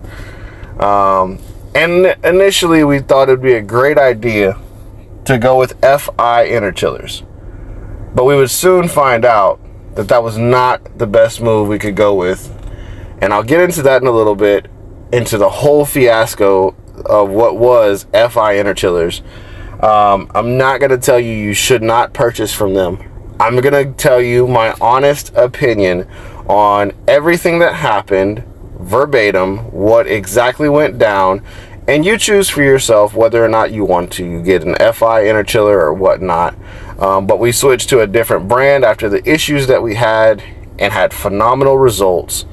But I'll get into that here in just a few. I'm going to go ahead and get this blower put back on. I'll come back to the video and we'll discuss the interchiller issue that we had. Alright, so if you're back with me, I appreciate it, and appreciate you guys for watching the video. Make sure you've subscribed already if you haven't done so yet. Now we're going to get into what happened step by step with our FI interchillers. When I spoke with the owner of Baby Demon, Jesus, I told him, hey, we have some cooling issues that are going on with the supercharger. We want to cool it down so we can, you know, protect the parts, protect the engine, make a little bit more power, make everything work properly like it's supposed supposed to, and he asked for recommendations. I told him he needed the methanol or an inner chiller. Methanol has a lot more of a service type of deal, and he's going to have to make sure everything's full, and he wanted something more plug and play that he didn't have to deal with all the time. So we decided to do an inner chiller. If you look up the inner chillers for the Mopar platform, there's really only two brands that most people use. FI inner chillers comes up and IC chillers comes up. I looked at the two, and to be honest with you, initially up front, the FI inner chillers website looked nicer. And I hate to say that that's the reason why we chose it, but I hadn't dealt with both companies to a great extent, and I looked at whichever site looked the best.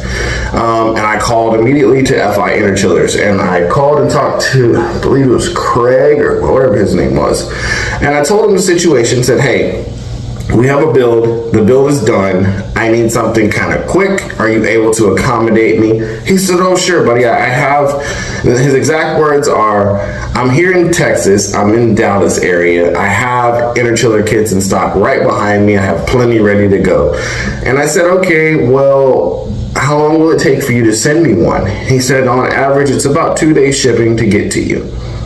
I said, okay, that makes sense. I said, I can do that. This is on a Friday. So I told Jesus on Friday afternoon after I talked to FI, hey, we need around 2,000 more for the inner chiller, something like that.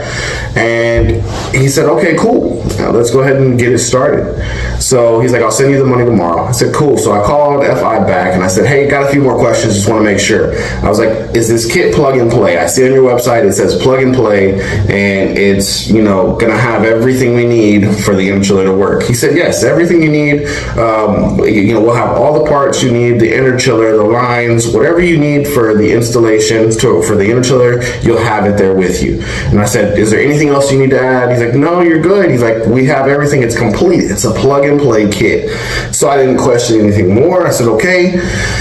I believe Monday or Tuesday, it came back where I said, okay, we need to go ahead and order this. It took the weekend for the money to process or whatever, so I wanted to make sure everything was good. And then we called FI back and said, hey, just make sure you still have the kits in stock. This is exactly how I said it. I said, hey, this is Matt from Night and Day Performance. I called you on Friday about the inner chiller kit for this Dodge Challenger that we built. It's a Hellcat. It's 15. I wanted to make sure you still had those in stock. And it was Kirk, that's his name. He said, yes, we have them in stock, not a problem. We can get you hooked up with one. We can get it sent over to you. I said, okay. You said it's about 2 days to get to me, 2 to 3 days. He said, yeah. I said, not a problem, 2-3 days. I said, I should put it here Friday-ish. And I told Jesus, I told Ryan, hey, this is what we got. We got this coming in. We'll get tuning scheduled for Monday, the following Monday. Ryan was on board. Jesus was on board. All right, cool. Get the kit ordered, and I wait 2 or 3 days, which I should have called earlier. And I said, hey, Kirk, I haven't heard from you. You know, we discussed this issue that we had, and you said 2 to 3 days. And he said, yeah, well, we had a lot of orders come in, and your kit is going to have to come out of the Australia warehouse. And I said, but that's not what you told me right before I ordered. I called you, and I ordered it literally like within the next hour. And you said you had plenty in stock. So that doesn't make sense. And I got a little frustrated, not gonna lie. I was upset, aggravated, but I tried to hold my composure, and I said, okay, Kirk, what do we need to do? What's going on? He said, well, it's coming out DHL Express. It's coming out of Australia, and it's gonna take, on average, 2 to 3 days for it to ship, and it does ship over the weekend because it comes on a flight normally. And I said, okay, not a problem. I said, when is it going to ship out? And this is like on Thursday that I called. He said, it's going to ship out tomorrow, and you should see it by Monday. Sounds like a good deal. Okay, cool, whatever. A few more days to our timeline. I don't care where the kit came from, whatever. Monday comes, and I call him back. I said, hey, Kirk, I haven't gotten tracking yet on my inner chiller. What's going on with it? He says, let me check real quick. And as I'm on the phone with him, I get a notification from the DHL. Bing! Your shipment has been processed. Here's your tracking, and your shipment will go out today, on Monday. So I said, Kirk, well, how long is it going to take to get from Australia? He said, well, 3 or 4 days. So now it's Monday, Tuesday, Wednesday, Thursday, Friday. So now I told Ryan, hey, it's not going to be here. It didn't come in time. You know, I told him this weekend, I was like, hey, it didn't come on Friday. I don't know what's going on. I'm going to check on Monday. We're going to have to cancel our tuning session for Monday. And if you know about tuning sessions, tuners are very in high demand. It's hard to get them scheduled sometimes. Ryan works very well with me on this, but I've rescheduled twice now on him. One, because not really my per se issue. This time, still not really my issue. Something that somebody tried to make a sale on.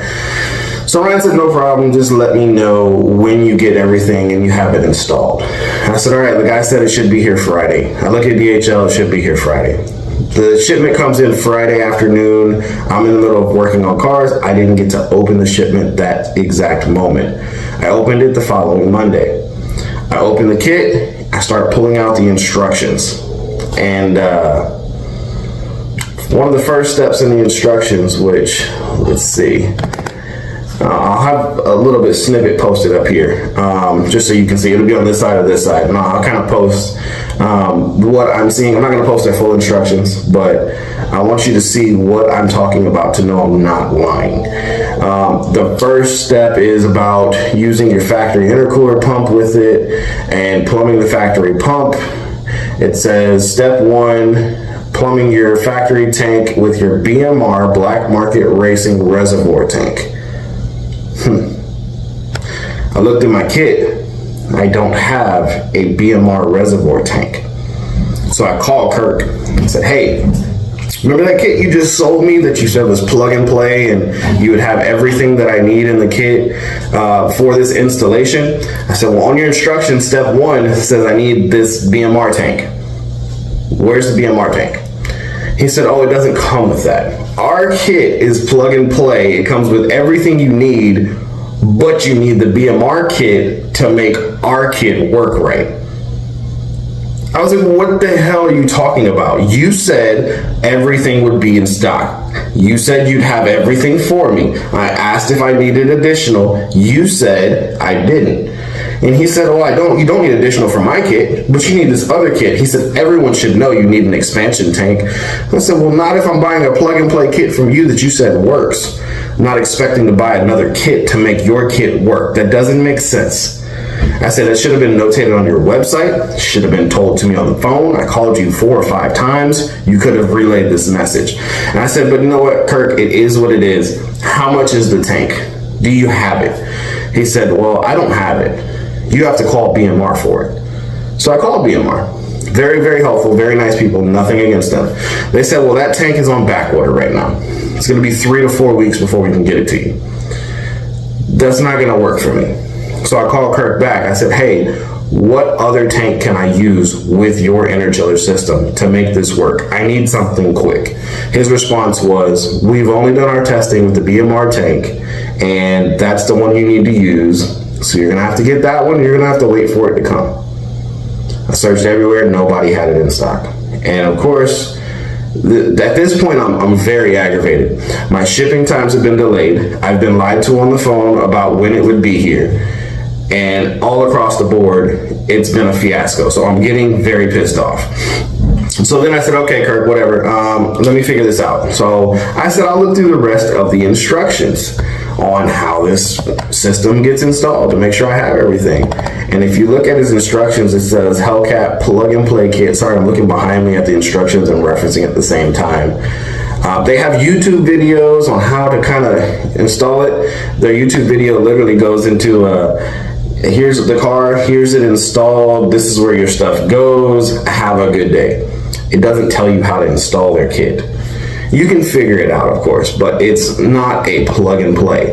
And then as you're scrolling through the instructions, you see how to charge your refrigerant and X, Y, and Z. Okay, cool. But to be honest with you, I mean, it's not plug and play for you guys. If you don't know, you have to have AC systems and chiller or the charge systems and all that, which is fine. I have that. But if you're at home, you cannot do this install on your own without having AC equipment. And then it tells you your tuning changes are required. The next step, how to clamp hoses video and the tool you will need to do this. Now I'm getting mad again, because once again, this is not plug and play. I now have to make my own hoses for the AC system.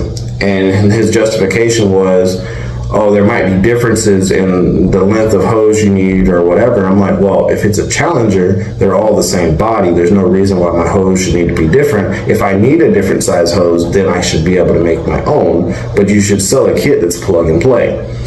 So that kind of pissed me off. And then it goes through all of your instructions on basically how to wire the system. Here is their diagram of how to wire the system. Here is their step-by-step instructions over on this side of how to connect your chiller to your coolant tank. If you're reading that like I read it doesn't make a lot of sense. Their instructions are horrible. And when I tried to call Kirk and ask about the instructions, it was more of a, oh, they're in front of you. Oh, they're very simple. They weren't really trying to help me at all. So I got aggravated and I told him, I said, hey, look, Kirk, I haven't installed the system yet. All I've done is open the box and look at your instructions. I'm missing this tank. I can't have the tank for several weeks. You said it was plug and play. I just want to return it to you. I was like, I want to return the system. I don't care what needs to be done. Just let me know. And this is the part that I mean, he did do a good job on this one to an extent. He told me, hey, I have a customer in Canada that needs a system. So instead of returning it to me, you can just ship it to them. Sketchiest thing I've ever done in my life when it comes to a return. I said, okay, how does it work? He's like, well, you're going to pay the shipping up to him. So instead of me paying the shipping back to him in Dallas, or I guess back to DHL where it came from, he wanted me to send it to Canada. So now I have to pay for my system to get returned by shipping it back to Canada when he's supposed to be located in the US. He's not. He has a office in the US, but he's not here. So then I'm told, okay, ship it back. Once the customer gets it and opens the box, I'll confirm everything and I'll let you know once everything's good, and I'll send you your refund minus the shipping and minus the PayPal fees. So it ended up costing me like $400 to return a kit that I was not coerced into getting, but basically lied to get. Up until that point, it was everything's good. You got everything you need. You'll have everything perfect. And then when I got it, it's you need all this extra stuff. You don't have what you need, and I'm sorry. It's going to be on you to figure that out. So after I got aggravated and pissed off with that, I found the best company for inner chillers ever. IC Chillers. I called Summit Goyle, and he was at the track in the middle of a race. He said, hold on for a second. I'm helping a guy tuning right now. Give me 5 minutes. I'll call you back. I called him back. He set me up a dealer account at his hotel that night. He gave me a discount to help me out on everything that got inconvenienced with FI inner chillers. He told me he'd have the kit out to me in 1 to 2 days. He told me I needed his kit along with the coolant reservoir tank expansion tank that he has in stock that they sell with it. He told me I'd have to cut the bumper, or I'd have to get his other bumper supports. He told me I'd need a special tool to be able to clamp the hoses. And everything, like up front, honest, this is what we have. We're at a race. It's going to take a few days to get back. When we get back, we'll ship it to you. It'll take 2 to 3 days to get from Atlanta to you. And if you have any problems, let me know. Okay, cool. Ordered it. And I want to say we had one delay, 1 day, not a big deal. Summit told me, hey, had a delay. Sorry, getting it out. We'll get it out to you tomorrow.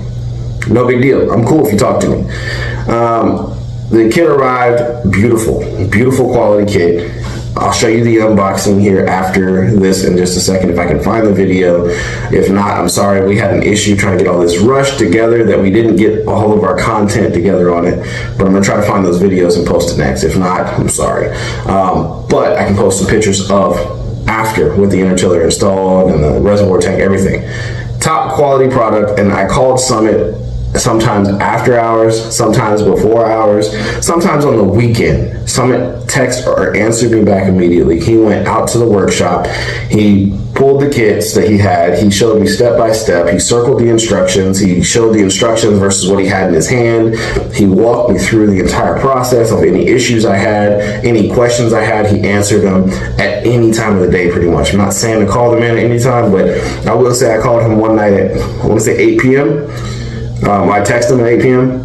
and he responded. Another day was a Sunday at like 9 a.m. and he responded.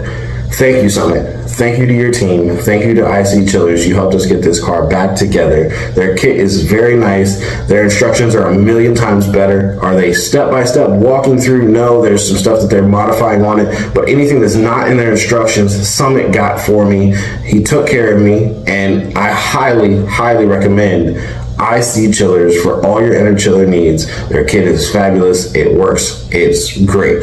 Baby Demon's IC temps were on average first fire ups 75 degrees. After cruising around for a while, it get down to around 55 degrees. When it's not in drag mode, when you flip the drag valve, it got down to like 40 degrees. So it was basically cooling down all these temps that were before in the 100 plus. Now they're down almost 100 degrees less. So if you're looking for an inner chiller kit, nightandayperformance.com. I have them. I am a dealer for IC Chillers now, and I highly recommend their kit. Enough of me yapping. We're going to jump back into this. We're going to get back on the dyno over at Nemesis, and we're going to get Baby Demon finalized. Ryan's going to probably do a few pulls on it, and we're going to get it squared away so that we can see what numbers it finally makes efficiently. Are we going to hit 1,000? I don't know. You guys tell me in the comments if you think we're going to hit 1,000. I'll catch you guys in a minute. Let's go back and get back into the video and get out of this room.